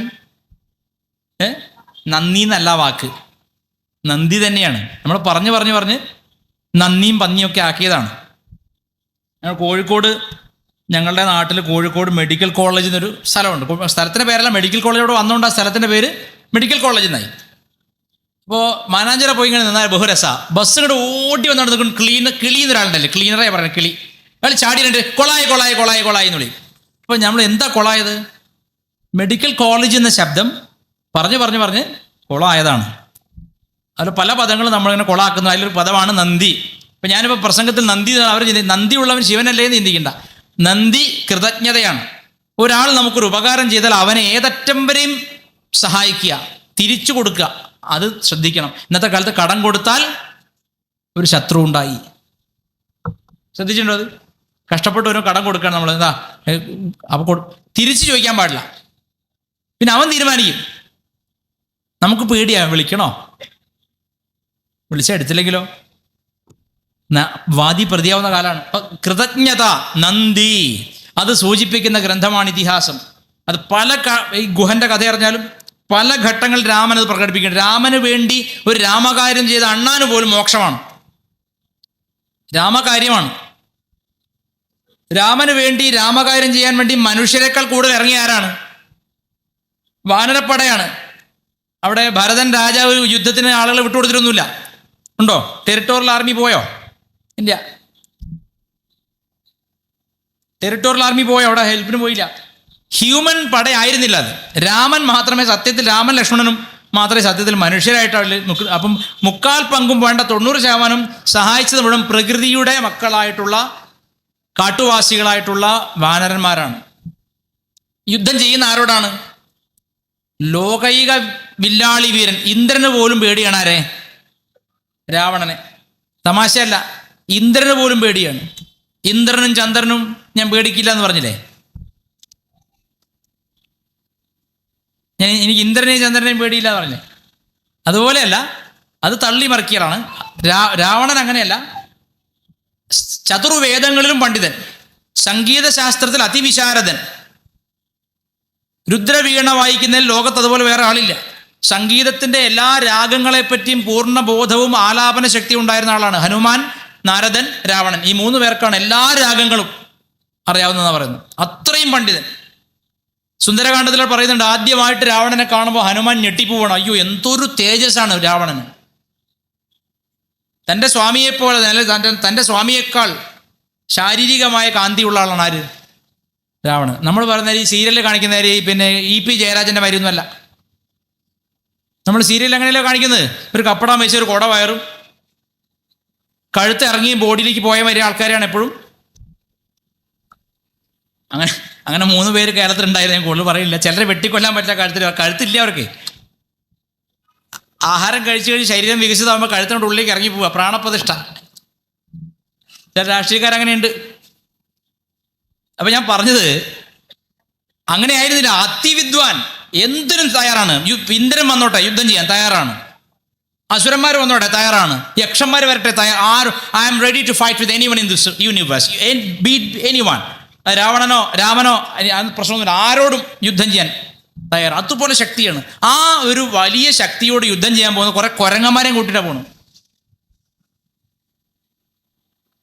അപ്പോൾ അതൊരു വളരെ ഹോപ്പ്ഫുൾ ആയിട്ടൊരു സംഗതി പറയാം. സീതാദേവി ആദ്യമായിട്ട് അശോകവനി കാണുമ്പോൾ ഹനുമാന്റെ പേടി, ഇപ്പം എൻ്റെ ശരിക്കുള്ള രൂപത്തിൽ പോയാൽ അമ്മ എന്തായാലും പേടിക്കും. അമ്മ എന്താ വിചാരിക്കുക, രാവണൻ വിട്ട വേറെ, രാവണൻ മായാരൂപിയാണ്, എന്ത് രൂപം എടുക്കാം. നമുക്കൊരു ശ്ലോകം അറിയാലോ, എന്താണ്? സരസ്വതി നമസ്തുഭ്യം വരദേ കാമരൂപിണി വിദ്യാരംഭം കരിഷ്യാമി സിദ്ധിർഭവതുമേ സദാ. അപ്പം ഞാൻ നോക്കിയപ്പോൾ എൻ്റെ ഭാര്യയുടെ അനുജൻ്റെ അവൻ ഈ ബാലഗോകുലം ക്ലാസ്സിലൊക്കെ പോകുന്നുണ്ട്. അപ്പോൾ അവൻ്റെ പുസ്തകത്തിൽ എഴുതിയിരിക്കണു സരസ്വതി നമസ്തുഭ്യം വരദേ ജ്ഞാനരൂപിണി. ഇത് ആരാ എഴുതിയും നമ്മൾ പാണ്ഡിത്യം കൂട്ടിയിട്ട് പഠിച്ച് പണിക്കരാവുന്നൊരു ചൊല്ലുണ്ട്. അപ്പോൾ ചോദിച്ചാൽ എന്താ ഇതിങ്ങനെ എഴുതിയ? അല്ല, കാമരൂപം നോക്കൂ എഴുതിയ കുട്ടികളല്ലേ പഠി. അവർക്ക് ഞാൻ പറയും, നിൻ്റെ അത്ര വൃത്തികെട്ടവന്മാരല്ല ഈ കുട്ടികൾ, അവരങ്ങനെ ചിന്തിക്കില്ല. കാമരൂപിണി എന്ന് പറഞ്ഞ അർത്ഥം ഇഷ്ടമുള്ള ശരീരം സ്വീകരിക്കാൻ കഴിവുള്ളവൾ. അവൾ എന്തിച്ഛിക്കുന്നു ആ രൂപത്തിൽ മാറുവൾ. അവളുടെ രൂപങ്ങൾ എന്തൊക്കെയാണ്? പുസ്തകം സരസ്വതി രൂപമാണ്, അറിവ് അക്ഷരങ്ങൾ സരസ്വതി രൂപമാണ്, 51 അക്ഷരവും സരസ്വതിയുടെ രൂപമാണ്. അതല്ലേ ഹിന്ദുക്കൾ പുസ്തകം താഴെ വീണാൽ തൊട്ടു തൊഴാൻ കാരണം അത് സരസ്വതിയുടെ രൂപമാണ്. നമ്മൾ ഒരു സ്ഥലത്തേക്ക് പോകണം, അറിയില്ല, എരൂര് വരണം, നട്ടം തിരിയാ. അപ്പോൾ ഒരു ചേട്ടൻ വന്നിട്ട് എങ്ങോട്ടാ പോകണേ? എനിക്ക് എരൂരൊന്ന് പോകണം. ഇതിലേ പോയാൽ മതി. അത് സരസ്വതി അല്ലേ? അത് ആ മനുഷ്യൻ സരസ്വതിയുടെ രൂപമല്ലേ? നമ്മിലേക്ക് അറിവെത്തിക്കുന്ന ഏത് രൂപവും സരസ്വതിയാണ്. അതാണ് കാമരൂപിണി പറയുക, അല്ലാണ്ട് മറ്റേ കാമസൂത്രയുടെ പ്രശ്നമല്ല അത്. ഇതൊന്നും അറിയാത്ത കുറേ അഭിനവ ആചാര്യന്മാരുണ്ട്, അവരെഴുതി കൊടുക്കാണ് ജ്ഞാനരൂപിണി. സരസ്വതി ജ്ഞാനരൂപിണി സരസ്വതി പറഞ്ഞാൽ തന്നെ ജ്ഞാനരൂപി ആയല്ലോ, സാരസ്വത രൂപിണിയാണല്ലോ. ഇങ്ങനെയൊക്കെ ചില വികലതയുണ്ട്. അത് ഇടയ്ക്ക് സന്ദർഭവശാൽ പറഞ്ഞു എന്ന് മാത്രമേ ഉള്ളൂ. അങ്ങനെ ഒരു പണ്ഡിതനായിരുന്നില്ല രാവണൻ. രാവണൻ ശുദ്ധമായ ഇപ്പം ശിവതാണ്ഡവ സ്തോത്രം ഞാൻ വെല്ലുവിളിക്കുകയാണ്, ഇന്നിവിടെ ജീവിച്ചിരിക്കുന്ന ഏതെങ്കിലും ഒരാൾ അതുപോലൊരു സ്തോത്രം ഒരു ദേവതയെ പറ്റി എഴുതിയാൽ അവർ പറയുന്ന അവരുടെ വീട്ടിലെ പണിയെടുക്കാം, അവരുടെ വീട്ടിലെ അടുക്കള പണിയെടുക്കാം. രാവണൻ എഴുതിയ ശിവതാണ്ഡവ സ്തോത്രത്തിലെ പദങ്ങളുടെ ക്രമം നോക്കൂ, ഒരാൾക്കും അങ്ങനെ എഴുതാൻ പറ്റില്ല. ശങ്കരാചാര്യ എഴുതും, കാരണം അത് എഴുതി കാണിച്ചിട്ടുണ്ട്. ഏതാണ്? മഹിഷാസുരമർദ്ദിനി സ്തോത്രം. കാളിദാസനും എഴുതും ശ്യാമളാദണ്ഡകം. തമിഴിലാണെങ്കിൽ അരുണഗിരിനാഥർ എഴുതിയിട്ടുണ്ട് ദേവേന്ദ്ര സംഘ വകുപ്പ്, മുത്തൈത്തരുപത്തി തിരുനകை, അത് കേട്ടിട്ടില്ല. അതൊക്കെ തമിഴിലും കവികളുണ്ട്, ഉണ്ടായിരുന്നു. ഇപ്പം ഏതായാലും ഭാഗ്യത്തിന് അത്ര അറിവുള്ള കവികളൊന്നും നമ്മുടെ നാട്ടിൽ. അതുപോലത്തെ കവിയായിരുന്നു രാവണൻ. ആ രാവണൻ്റെ അടുത്ത് യുദ്ധത്തിന് പോകുന്നത് സാധാരണ ഒരു പടയാണ്. പക്ഷേ സുന്ദരകാന്ഡത്തിൽ സീതാദേവിയോട് ഹനുമാൻ സ്വാമി പറയുന്നൊരു വാക്യമുണ്ട്, ദേവി സമ്മതിച്ചാൽ ഇപ്പം തന്നെ ഈ അസുരന്മാരെ മുഴുവൻ ഒറ്റയ്ക്ക് കൊന്നിട്ട് ഈ രാവണനെ അടിച്ചു വരത്തിയിട്ട് ഞാൻ തോളിലെടുത്തുകൊണ്ട് പോവാം. ഹനുമാൻ്റെ ഹനുമാനെ പറ്റി പറയാൻ പറ്റില്ല. അതുപോലെ ഇതുപോലെ ഹനുമാൻ്റെ അമ്മായിയൊന്നുമല്ല സീത. ഈ സുഗ്രീവൻ പറയണവർ അങ്ങനെ ആളെ പറ്റി കേട്ടിട്ട് പോലുമില്ല, ഒന്നും അറിയില്ല. അതാണ് ശരിക്കുള്ള സേവ എന്ന് പറയുന്നത്. ഈ നമ്മളെ സേവാഭാരതി എന്നൊക്കെ പറഞ്ഞില്ലേ, ഈ സേവ എന്ന് പറഞ്ഞ വാക്ക് എവിടുന്ന ശരിക്കും വന്നത്? രാമകാര്യം ചെയ്ത ഹനുമാനിൽ നിന്നാണ് ശരിക്കും സേവ. എന്താ? ഒന്നിനു വേണ്ടിയിട്ടുമല്ല, തൻ്റെ ജോലി, എനിക്ക് പ്രത്യേകിച്ച് ഒന്നും നേടാനില്ല, അതുകൊണ്ട് ആരെയും ഹെൽപ്പ്, റെഡി ടു ഹെൽപ്പാണ്. ധാർമ്മിക കാര്യത്തിന് ഹെൽപ്പ് ചെയ്യുള്ളൂ. രാവണൻ ചോദിച്ചാൽ ഹെൽപ്പ് ചെയ്യില്ല. ധർമ്മകാര്യത്തിന് ഒരാളുടെ ഭാര്യയെ തട്ടിക്കൊണ്ടുപോയി, ഒരാൾ അകാരണമായി തട്ടിക്കൊണ്ടുപോയി. അയാൾ ദുഃഖിതനാണ്, അയാൾ സാധാരണക്കാരനല്ല, ധർമ്മിഷ്ഠനായ ഒരു രാജാവാണ്, ക്ഷത്രിയനാണ്, രാജാവാണ്. അയാളുടെ ദുഃഖം പരിഹരിക്കണം. സുഗ്രീവൻ ആജ്ഞ കൊടുക്കുകയാണ്, ഉടനെ തന്നെ അന്വേഷിക്കൂ. രാമകാര്യമാണ്, അപ്പോൾ ഏറ്റെടുക്കുകയാണ്, ഒന്നും ചിന്തിക്കില്ല. ഈ സീത അന്ന് മൊബൈലും വാട്സാപ്പ് ഒന്നുമില്ല, ഇതാണ് സീത, കാണാനില്ല 2 ദിവസമായിട്ട്, അങ്ങനെയല്ല. കണ്ടിട്ടില്ലാത്തൊരാളെ പറ്റി, കേട്ടിട്ടില്ലാത്ത ഒരാളെ പറ്റി തനിക്ക് യാതൊരു ലാഭവും ഇല്ലാത്തൊരു കാര്യത്തിന് എന്തെങ്കിലും ഒരു ഓഫറില്ല, രാജ്യത്തിന് പകുതി തരാമെന്നോ അല്ലെങ്കിൽ അയോധ്യയിൽ വലിയൊരു അമ്പലം പണി തരാമെന്നും പറഞ്ഞിട്ടില്ല. ആർക്ക്? ഹനുമാനോട്. ഹനുമാൻ എന്തിനാ ചെയ്യുന്നത്? രാമകാര്യം കേട്ടപ്പോൾ ഇത് ധർമ്മമാണെന്ന് മനസ്സിലായി, ചെയ്യുന്നു. അങ്ങനെ ഇപ്പോൾ സേവാഭാരതിക്കാർ തുടങ്ങിയിട്ടുണ്ട്. മുസ്ലിങ്ങളെ പള്ളി വൃത്തിയാക്കി കൊടുക്കുക, ക്രിസ്ത്യാനികളെ പള്ളി വൃത്തിയാക്കുക ഒക്കെ ചെയ്യുന്നുണ്ട്. തിരിച്ചടിക്കാൻ ഞാൻ ഭാഗ്യം. വെട്ടുമ്പോൾ അവർ നോക്കില്ല, ഇവൻ വന്ന് പള്ളി കഴിത്തുന്നതാണല്ലോ, അത് ചിന്തിക്കില്ല. ചിന്തിക്കോ? നമ്മൾ ഹനുമാൻ്റെ കാര്യം, പക്ഷെ ഹനുമാൻ്റെ അത്ര ശക്തി നമുക്കില്ല, അതാ കാര്യം. ഹനുമാനോട് എഴുതിയിടാൻ നിൽക്കുമോ? അപ്പോൾ ശക്തനാവുകയാണെങ്കിൽ ഹനുമാനോളം ശക്തനായിട്ട് മാത്രമേ അങ്ങനത്തെ സേവ ചെയ്യാവൂ. ആർക്ക് കൊടുക്കുന്നെന്ന് വളരെ പ്രധാനമാണ്. ഞാൻ എപ്പോഴും പറയാം, സബ്കാ സാത്ത് സബ്കാ വികാസ് എൻ്റെ മന്ത്രമല്ല. കാരണം നമ്മൾ കൊടുത്ത് അവരൊക്കെ വലിയ ആൾക്കാരായി, നമ്മൾ പിച്ചക്കാരായി. എന്ത് പറഞ്ഞാലും ന്യൂനപക്ഷ സ്കോളർഷിപ്പ്, ഉദാഹരണത്തിന് ഇന്ന് കഴിഞ്ഞ ദിവസം ഇത് കണ്ടു, TTCക്ക് പിന്നെ ന്യൂനപക്ഷങ്ങൾക്ക് മാത്രം ട്രെയിനിങ് വേണ്ട, അവർക്ക് TTC പാസ്സായി നേരെ അങ്ങോട്ട് ജോലി. നമ്മൾ കുത്തിയിരുന്ന് മുഴുവൻ ജീരകത്തിന് തൊള്ളി പൊളിച്ച് കാണിച്ചു കൊടുത്താലേ ഉള്ളൂ ഹിന്ദുവിന് ജോലി കിട്ടുക. അത് ഈ രാഷ്ട്രീയക്കാർ തെറ്റല്ലേ? ഇപ്പോൾ നമ്മളൊരാളെ സേവിക്കുമ്പോൾ അയാൾ ധാർമ്മികനാണെന്ന് ഉറപ്പുവരുത്തിയാതെ സേവിക്കരുത്. നമുക്ക് പേരെടുക്കാൻ വേണ്ടി നമ്മൾ വളരെ എല്ലാവരും ഒരുപോലെയാണെന്ന് കാണിക്കാൻ വേണ്ടിയിട്ട് പോയിട്ട് പള്ളി കഴുകി കൊടുത്താൽ നാളെ ചിലപ്പോൾ നമ്മുടെ ഇറച്ചി കൊണ്ട് തന്നെ അവർ സദ്യ ഉണ്ണും. അങ്ങനെ അനുഭവങ്ങളുണ്ട്, ഒരുപാട് അനുഭവമുണ്ട്. കോഴിക്കോട് വന്നാൽ മതി, ഞാൻ കാണിച്ചു തരാം. മാറാട് തലേന്ന് വരാൻ ബിരിയാണി അങ്ങോട്ടും ഇങ്ങോട്ടും കൊടുത്തിരുന്ന ആൾക്കാരാണ്. ബിരിയാണി ഓണസദ്യ പാൽപ്പായസം. പിന്നെ ശ്രീനിവാസം പറയില്ലേ, പാലുകാച്ചൽ താലി കെട്ട് പറഞ്ഞവർ നടന്നുകൊണ്ടിരുന്ന ആൾക്കാരാണ്. പെട്ടെന്ന് ഒരു ദിവസം ബാക്കിയുള്ള ആൾക്കാരും വീട്ടുകാരും ഒന്നും അവിടെ കാണാൻ, എല്ലാവരും മുങ്ങി അറിഞ്ഞുകൊണ്ട്. അപ്പൊ അതാണ് പറഞ്ഞത്, സേവ ചെയ്യുമ്പോൾ ഹനുമാനിൽ നിന്ന് പഠിക്കണം. എന്താണ്? പൊട്ടനാവരുത്. സേവ ചെയ്യുന്നത് ധർമ്മിഷ്ഠർക്കായിരിക്കണം. അപ്പം ശരീരം കൊടുത്തും ജീവിക്കാം, അത് മനസ്സിലാക്കണം. നമ്മൾ വളരെ ശ്രദ്ധിക്കും. ശരീരം കൊടുത്ത് ഭൂമിയിൽ അറ്റുവീണ് പോയാലും ധർമ്മിഷ്ഠന് ചെയ്യുന്ന സേവ മാത്രമേ ധർമ്മസേവയാവുന്നുള്ളൂ, അല്ലാത്ത ധർമ്മസേവയല്ല. ദേവി ഇത് മനസ്സിലാക്കണം പ്ലീസ്. പത്രത്തിൽ ഫോട്ടോ ഒക്കെ വരും, അത് വേറെ വിഷയം. ഹനുമാൻ പറഞ്ഞ എന്താണ്? സീതാദേവി എനിക്ക് അറിയില്ല. ഈ മനുഷ്യൻ രാമൻ ദേവതുല്യനാണെന്നാണ് കിഷ്കിന്ധാകാണ്ഡത്തിൽ എഴുതിയിരിക്കുന്നത്. ദേവന്മാരെ പോലെ 2 പേർ ആണെന്ന് പറഞ്ഞു. അവരുടെ വിഷമം, ഭാര്യയെ അകാരണമായി മറ്റൊരുത്തും തട്ടിക്കൊണ്ടുപോയി. അവനെ തോൽപ്പിച്ച് അവളെ വീണ്ടെടുക്കണം. എങ്ങോട്ട് പോയി, ഏത് ദിക്ക് പോയി എന്നറിയില്ല. നമ്മുടെ വിചാരം ആദ്യത്തെ കപട യതി സന്ദീപാനന്ദഗിരിയ നാകളൊന്നുമല്ല, രാവണനാണ്. ആദ്യമായി കള്ളത്തരത്തിന് വേണ്ടി കാവി ചുറ്റിയത് രാവണനാണ്, അല്ലേ? ഒരു സ്ത്രീയെ അടിച്ചുകൊണ്ടുപോകാൻ വേണ്ടിയിട്ട് കള്ളത്തരത്തിന് വേണ്ടിയിട്ട് കാവ്യ വസ്ത്രം ചുറ്റി ഭസ്മവും പൂശി കള്ളനായി വന്നിട്ട് ദേവിയെ പ്രലോഭിപ്പിച്ചല്ല, ദേവി സന്യാസിയാണെന്ന് ഓർത്തിട്ടാണ് ഭിക്ഷ കൊടുക്കാൻ പോയത്. അതാ തെറ്റ്. നിങ്ങൾ ആർക്ക് എന്ത് കൊടുക്കുന്നു എന്നുള്ളത് നിങ്ങൾ ഓർത്തോളണം. E.A. ജബ്ബാർ ഉണ്ട്, യുക്തിവാദിയാണ്, വലിയ ഇസ്ലാം വിമർശകരാണ്. ഏത് നിമിഷമുള്ള തല വെട്ടിക്കളയെന്ന് പറഞ്ഞ് നടക്കുന്നതാണ്.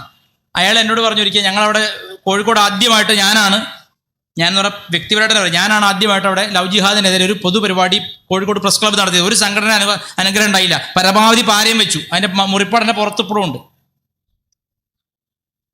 ആ പരിപാടിയിൽ E.A. ജബ്ബാറിനെ കൊണ്ടുവന്നു. ഞാൻ ആദ്യമായിട്ട് നമ്മുടെ ഒരു വേദിയിൽ E.A. ജബ്ബാർ വരുന്ന ഞാൻ നടത്തിയ പരിപാടിയിലാണ്. അതുവരെ നമ്മൾ തന്നെ ഇങ്ങനെ മൈക്കൊണ്ട് പല്ലിയൊക്കെയായിരുന്നു. അപ്പം ഞാൻ പറഞ്ഞു, അങ്ങനെ പറ്റില്ല, കടിച്ച പാമ്പിനെ കൊണ്ട് തന്നെ വിഷമിറക്കിക്കണം. അങ്ങനെ അയാൾ വന്നിട്ട് പറഞ്ഞു, ഇങ്ങനെ നിങ്ങൾ മൊയ്ലിയാമാർക്ക് മാസശമ്പളം ഇത് കൊടുക്കുന്നു, മറ്റൊരു സമുദായത്തെ അവഗണിക്കുന്നു. അത് അയാൾ പറഞ്ഞ വാക്ക് ഇതാണ്, രോഗാണുവിന് പോഷകാഹാരം കൊടുക്കണ പോലെയാണെന്ന്.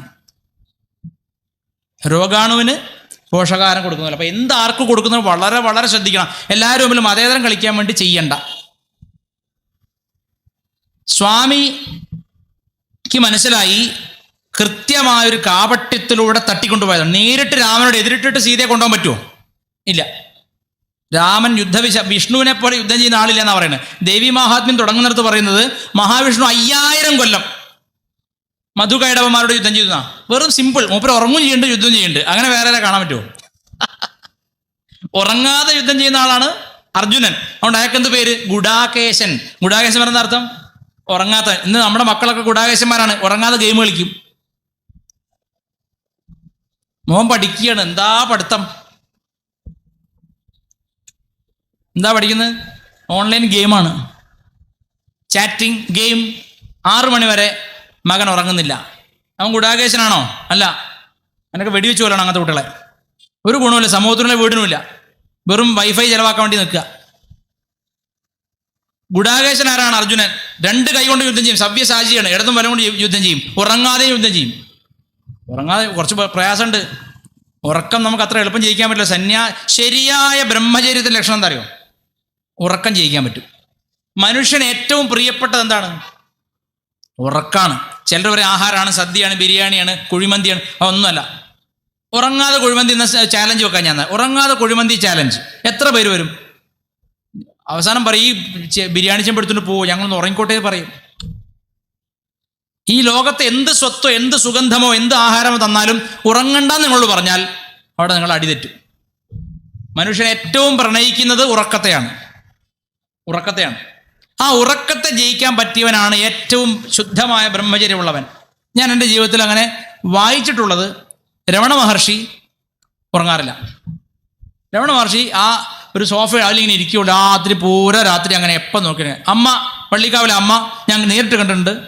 മംഗലാപുരത്തെ പ്രോഗ്രാമിന് വൈകുന്നേരം 6 മണിക്കായിരുന്നു. പിറ്റേന്ന് പിറ്റേന്ന് 26 മണിക്ക്, പിറ്റേന്ന് രാത്രി 8 മണിക്കാണ് ഇരുന്നോടത്ത് എണീക്കുന്നത് ഉറങ്ങാതെ. അത് മിക്ക ദിവസവും അങ്ങനെ തന്നെയാണ്. അത് ശുദ്ധമായ ബ്രഹ്മനിഷ്ഠയുടെ ലക്ഷണമാണ്. അത് വെറുതെ ഇരിക്കുകയല്ല, ഇങ്ങനെ ആളുകൾ ഇങ്ങനെ പിടിച്ചുകൊണ്ടല്ലേ ഇരിക്കണേ. അത് പോസിബിൾ അല്ല, മനുഷ്യന് പോസിബിൾ അല്ല. അതാ നേരത്തെ പറഞ്ഞ, മനുഷ്യനാണെന്ന് തോന്നുമെങ്കിലും മനുഷ്യരല്ലാത്തവർ ഭൂമിയിലുണ്ട്. ചെകുത്താന്മാരും ഉണ്ട്, ദേവന്മാരും ഉണ്ട്. ഈ മനുഷ്യകുലത്തിൽ തന്നെ മനുഷ്യരൂപമുള്ള ചെകുത്താന്മാരുണ്ട്. ഒരു ശബരിമലയിൽ പ്രക്ഷോഭം ഉണ്ടായപ്പോൾ കുറേ പേര് കല്ലെറിഞ്ഞിട്ട് ഒരു ഗുരുസ്വാമിയെ കൊന്നു. അപ്പോൾ മുഖ്യമന്ത്രി പറയാം ഹാർട്ട് അറ്റാക്ക് ആണെന്ന്. ഒരു മനുഷ്യൻ മരിച്ചാൽ അനുശോചനം രേഖപ്പെടുത്തണ്ടേ ആദ്യം? ഇപ്പം മനുഷ്യരൂപമുള്ള ചെകുത്താന്മാരും മനുഷ്യരൂപമുള്ള ദേവന്മാരും ഭൂമിയിൽ തന്നെ ഉണ്ട്. രമണ മഹർഷിയും അമ്മയെ മാത്രമേ ഞാൻ അങ്ങനെ ഉറക്കം ത്യജിച്ച് കണ്ടിട്ടുള്ളൂ. ബാക്കി എന്ത് സിദ്ധി ആൾക്കാർ കാണിക്കും. ചുട്ട കോഴിയെ പറപ്പിക്കും, അല്ലേ, ചന്ദ്രനെ പകുത്ത് കാണിക്കുകയൊക്കെ ചെയ്യും. പറയാം, പക്ഷേ ഉറക്കം ത്യജിക്കാൻ പറ്റുമെങ്കിൽ, ഉറക്കം ത്യജിച്ചും സേവ ചെയ്യാൻ പറ്റുമെങ്കിൽ, ഉറക്കത്തോട് ആസക്തി ഇല്ലാത്തൊരു മനുഷ്യനാണെങ്കിൽ അവിടെ ബ്രഹ്മചര്യം ശുദ്ധമായി. ഭയങ്കര ടെസ്റ്റാണ്. സന്യാസിമാരൊക്കെ ഒരു മത്സരം വെച്ചാലോ കള്ളി വെളിച്ചത്തായി പോവും. സന്യാസി ബ്രഹ്മനിഷ്ഠനായിക്കോണമെന്നില്ല, ബ്രഹ്മനിഷ്ഠയ്ക്ക് വേണ്ടിയുള്ള ഒരു തയ്യാറെടുപ്പാണ്. സന്യാസിമാരിലും ചിലർ ബ്രഹ്മനിഷ്ഠരായിരുന്നിട്ടുണ്ട് പണ്ട് കാലത്ത്. അപ്പൊ അങ്ങനെ ഒരു വിശേഷപ്പെട്ട ഗുണമുള്ളവനാണ് അർജുനൻ. ഉറങ്ങാതെ യുദ്ധം ചെയ്യാൻ പറ്റും. അർജുനൻ ബ്രഹ്മചാരിയായിരുന്നു ചോദിച്ചാൽ അതുകൊണ്ടല്ല, ദേവത്വം ഉള്ളതുകൊണ്ടാണ്. ദേവനാണ്, ദേവാംശമാണ്. നരനാരായണന്മാരാണല്ലോ, ദേവാംശമുണ്ട്, അയാൾക്ക് പറ്റും. ഈ രാമചന്ദ്രസ്വാമിക്ക് വേണ്ടിയിട്ട് ഹനുമാൻ ഓഫർ കൊടുത്തിട്ടൊന്നുമില്ല. ഹനുമാൻ ആകെ ചെയ്ത് തൻ്റെ ബോസ് പറഞ്ഞു, എന്താണ്, ഇയാളുടെ ഭാര്യയെ ഈ കള്ളസന്യാസി വന്നിട്ട് തട്ടിക്കൊണ്ട് പോയിട്ട് ആണ് ശരി പ്രശ്നം പരിഹരിച്ചു കൊടുക്കണം. ശരി, അതിൽ ഏറ്റവും വില്ലൻ ആരാണ്? ജാമ്പവാനാണ്, കരടിയാണ്. ഏറ്റവും വലിയ ഇവരെക്കാളൊക്കെ പവർ ആക്കാണ് ഈ വയസ്സനായ ജാമ്പവാനാണ്. ജാമ്പവാൻ 7-8 തവണ ഈ ലോകം മുഴുവൻ ചുറ്റി വന്നിട്ടുണ്ട്, ഒരു പ്രശ്നവുമില്ലാതെ സുഖമായിട്ട്. അതുപോലെ ആരോഗ്യമാണ് ജാമ്പവാൻ. യുദ്ധത്തിൽ അതിഭീകരനാണ്. ജാമ്പവാനാണ് സത്യത്തിൽ ഹനുമാനോട് പറയുന്നത്, നീ ദുർബലനൊന്നുമല്ല, നിനക്ക് ലങ്കയല്ല, എവിടെ വേണമെങ്കിൽ എന്തും ചെയ്യാൻ പറ്റും, നീ അത്ര വലിയ വായുപുത്രനാണ് നീ. ശങ്കരസുവന് കേസരി നന്ദൻ എന്ന് പറയുന്നത് നമ്മുടെ ഹനുമാൻ ചാലീസയിൽ എന്താണ്? സദാശിവന് 11 രുദ്രന്മാരാണ് അവതാരങ്ങൾ. ഈ 11 രുദ്രന്മാരെ വെച്ചാണ് സൃഷ്ടിസ്ഥിതി സംഹാരങ്ങളെ മുഴുവൻ കോർഡിനേറ്റ് ചെയ്യുന്നത്. സദാശിവൻ ഈശ്വരനാണ്, അവ്യക്തമൂർത്തിയാണ്. അതുകൊണ്ട് ലിംഗത്തിൽ മാത്രമേ ആരാധിക്കുള്ളൂ. പ്രത്യേകിച്ച് രൂപം കൊത്താൻ പറ്റില്ല. മറ്റെല്ലാ ദേവതയ്ക്കും കണ്ണും കാലും കൈയൊക്കെ ഉണ്ട്. ഇത് കണ്ണും കാലും കൈയുന്ന രൂപമല്ല. വർണ്ണിക്കാൻ പറ്റാത്തതും അവ്യക്തവുമായിട്ടുള്ള ഈശ്വരനെ എങ്ങനെ കാണിക്കാം? അതാണ് ഈ ലിംഗരൂപം. മനുഷ്യനാണോ അല്ല, മൃഗമാണോ അല്ല, ഒന്നുമല്ല, അവ്യക്തമായൊരു രൂപം. അവ്യക്തതയെ കാണിക്കാൻ വേണ്ടിയാണ് ഈ ഒരു ലിംഗരൂപത്തെ കാണിക്കുന്നത്. മംഗളമായതിനെ കാണിക്കുന്നു. അവ്യക്ത രൂപമാണ്. ആ അവ്യക്ത രൂപമായ സദാശിവൻ 11 രുദ്രന്മാരുടെ പ്രപഞ്ചത്തെ നിയന്ത്രിക്കുന്നു. അതിലൊരു രുദ്രന്റെ പേരാണ് ശങ്കരരുദ്രൻ. ആ ശങ്കരൻ എന്ന രുദ്രന്റെ അംശമാണ് ആര്? ഹനുമാൻ. ഇപ്പോൾ സദാശിവൻ 11 രുദ്രന്മാർ, അതിലൊരു രുദ്രനായ ശങ്കരൻ എന്ന രുദ്രൻ, ശങ്കരരുദ്രന്റെ അംശമാണ് ഹനുമാൻ. ഗീതയിൽ, ഭഗവത്ഗീതയിൽ 10-ാമത്തെ അധ്യായം വിഭൂതി യോഗത്തിൽ ശ്രീകൃഷ്ണൻ പറയുന്നുണ്ട്, രുദ്രാണാം ശങ്കരോസ്മി, 11 രുദ്രന്മാരിൽ ഞാൻ ശങ്കരൻ എന്ന രുദ്രനാണ്. ഗീതയിലുണ്ട്. ഞാൻ എഴുതി വെച്ചല്ല, വ്യാസൻ എഴുതി വെച്ചാണ്. ഇസ്കോൺകാർ സമ്മതിക്കില്ല, അവർക്ക് ശിവനെ കണ്ടുകൂടാ. അവരെപ്പോഴും മറ്റു ദേവതകളൊക്കെ കൃഷ്ണന്റെ അടിമകളാണ് എന്ന രീതി. എന്നാൽ മഹാഭാരതം വായിക്കാത്ത കുഴപ്പമാണ്. മഹാഭാരതത്തിൽ എഴുതിയിട്ടുണ്ട്, എല്ലാ ദിവസവും ശിവലിംഗത്തിൽ അർച്ചന ചെയ്തിട്ട് മാത്രമേ ശ്രീകൃഷ്ണൻ പുറത്തേക്ക് ഇറങ്ങുള്ളൂ വീട്ടിൽ നിന്ന്. മഹാഭാരതത്തിലുണ്ട്, പലയിടങ്ങളിലുണ്ട്. ഹരിവംശം പ്രത്യേകം വായിക്കുക. ഹരിവംശത്തിൽ പറയുന്നുണ്ട്, ശിവലിംഗത്തിൽ അർച്ചന ചെയ്യുന്നതിൽ ഏറ്റവും പ്രീതിയുള്ളവരാണ് ശ്രീകൃഷ്ണൻ. മാത്രമല്ല, അഭിമന്യു കൊല്ലപ്പെട്ട രാത്രിയിൽ ശ്രീകൃഷ്ണൻ ഉറങ്ങിയില്ല എന്നാണ്. വെറുതെ ഉറങ്ങാതെ സിനിമ കാണുമായിരുന്നില്ല, ശിവലിംഗത്തിൽ അർച്ചന ചെയ്യുകയായിരുന്നു. എന്താ കാര്യം? നാളെ ഈ ജയദ്രഥനടക്കമുള്ള ദുഷ്ടന്മാരെ മുഴുവൻ കൊല്ലാനുള്ള സംഹാര ശക്തി സമ്പാദിക്കാൻ വേണ്ടിയിട്ട്. ഇതൊന്നും ഇവർ പറയില്ല, ഇവർ ഭാഗവതം മാത്രമേ പറയുള്ളൂ.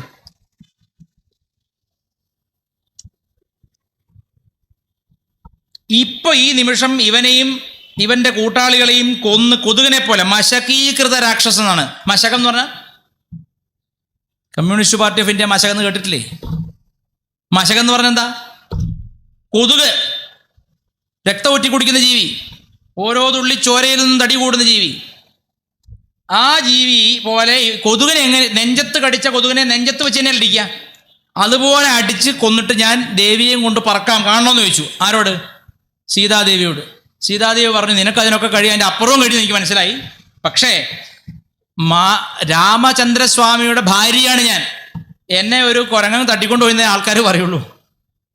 അത് എനിക്കിനി ഒരു മാനക്കേടോ വന്നു, അതുകൊണ്ട് വേണ്ട, നീ ഉടനെ തന്നെ രാമനെ പോയിട്ട് കാര്യം അറിയിക്കുക എന്ന് അമ്മ പറയാണ്, സീതാദേവി പറയാണ്. ഈ പ്രപഞ്ചത്തിലുണ്ടായ കഥാതന്തുക്കളിൽ, ഐതിഹ്യങ്ങളിൽ ഏറ്റവും രസകരമായ വായനാനുഭവം നൽകുന്ന ഒരു കാവ്യം കൂടിയാണ് രാമായണം.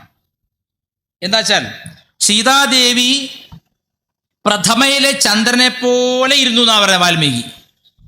ഒരു വര, ഒറ്റ വള്ളി. എന്താ, നല്ലോണം ആരോഗ്യത്തോടു കൂടി ഉറങ്ങി രാമനോടൊപ്പം സന്തോഷിച്ച് ജീവിച്ചിരുന്ന ദേവി ഈ ദുഷ്ടന്റെ കയ്യിൽ അകപ്പെട്ടപ്പോൾ ഒരു വര പോലെ ആയിപ്പോയി എന്നാണ്.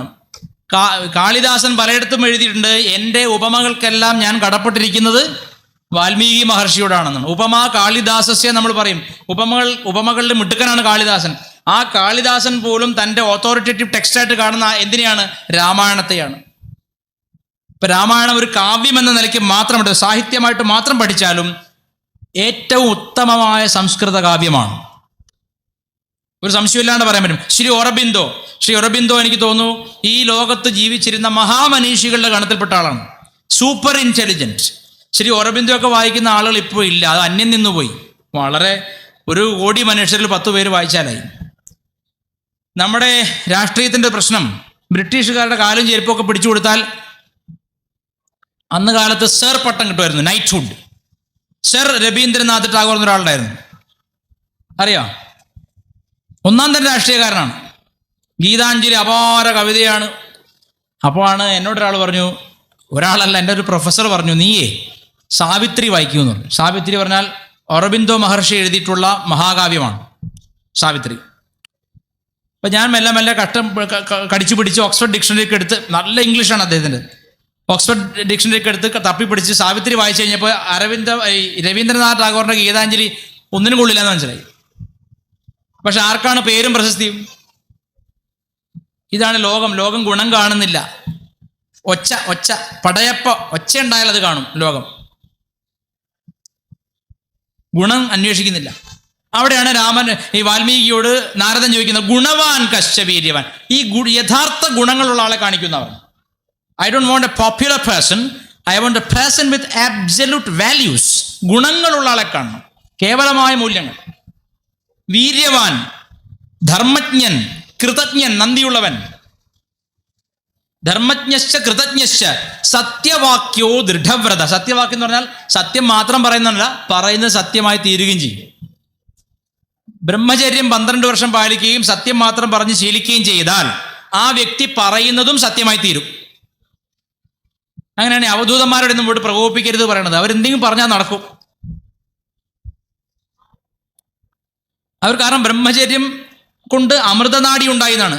ഹൃദയത്തിൽ നിന്ന് ഉച്ചി വരെ, സഹസ്രാരം വരെ പുതുനാടി, അമൃതനാടി ഉണ്ടായി വരും സത്യം പറയുന്നവർക്കും ബ്രഹ്മചര്യം പാലിക്കുന്നവർക്കും. അങ്ങനെയുള്ള ആൾ പറയുന്നത് സത്യമായി തീരും. എന്താ അതിൻ്റെ തെളിവ്?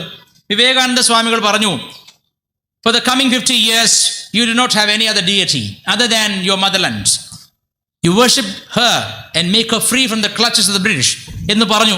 എന്നാ പറഞ്ഞത്? ആ പറഞ്ഞതിന് കൃത്യം 50ാമത്തെ വർഷമാണ് സ്വാതന്ത്ര്യം കിട്ടുന്നത്. അതെങ്ങനെ അയാൾക്ക് പറയാൻ പറ്റി? അയാൾ ബ്രഹ്മചാരിയാണ്. ഇന്നത്തെ സന്യാസിമാരിമാരല്ല, ശുദ്ധ ബ്രഹ്മചാരിയാണ്. ഞാൻ നോക്കുമ്പോൾ ഒരു സന്യാസി ഒരു പെൺകുട്ടിയുടെ പുറത്ത് തലോടിക്കൊണ്ട് സംസാരിക്കുന്നു. അപ്പോൾ ഞാൻ പറഞ്ഞു, സ്വാമി ഇത് ചെയ്യരുത് പറഞ്ഞു. എന്നെ പൊതുവെ ആർക്കും ഇഷ്ടമല്ല, ഇങ്ങനെയൊക്കെ പറയുന്നുണ്ട്. അപ്പോൾ സ്വാമി പറഞ്ഞു, എന്താ വ്യത്യാസം? അതും ഇതും ഒന്നാണ്. ഞാൻ പറഞ്ഞു, അല്ല, അതിന് മുലയുണ്ടെന്ന് പറഞ്ഞു. ഞാൻ തുടരുത് പറഞ്ഞു. എനിക്ക് ഇഷ്ടമായില്ല. ശിഷ്യന്മാരോടൊക്കെ പറഞ്ഞു, ഇവനോട് പുറത്താക്കാൻ പറഞ്ഞു. ഞാൻ പറയാം, ഞാൻ അകത്തുമല്ല പുറത്തുമല്ല, ഞാൻ ഒരു തുറവിയാണ്, ഞാൻ പുറത്തു പോയിക്കോളാം. നിങ്ങൾക്ക് ആണും പെണ്ണും ഭേദമില്ലാതെ ഒരാളെ തുടരണമെങ്കിൽ നിങ്ങൾ ശുദ്ധ ബ്രഹ്മചാരി ആയിരിക്കണം.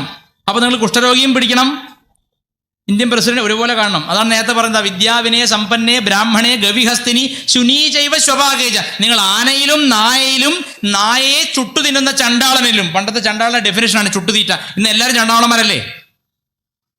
ഈ റോട്ടിൽ കൂടെ പോയി നോക്കും, ശ്മശാനം മണക്കില്ലേ ഓരോ ഹോട്ടലിൽ നിന്നും. ഷവർമ്മ കടയുടെ മുന്നിൽ കൂടെ പോയാൽ ശരിക്കും ശ്മശാനത്തിലെ മണമാണ്. ഈ മാംസവും രക്തവും കരിയുന്നൊരു മണമുണ്ട്.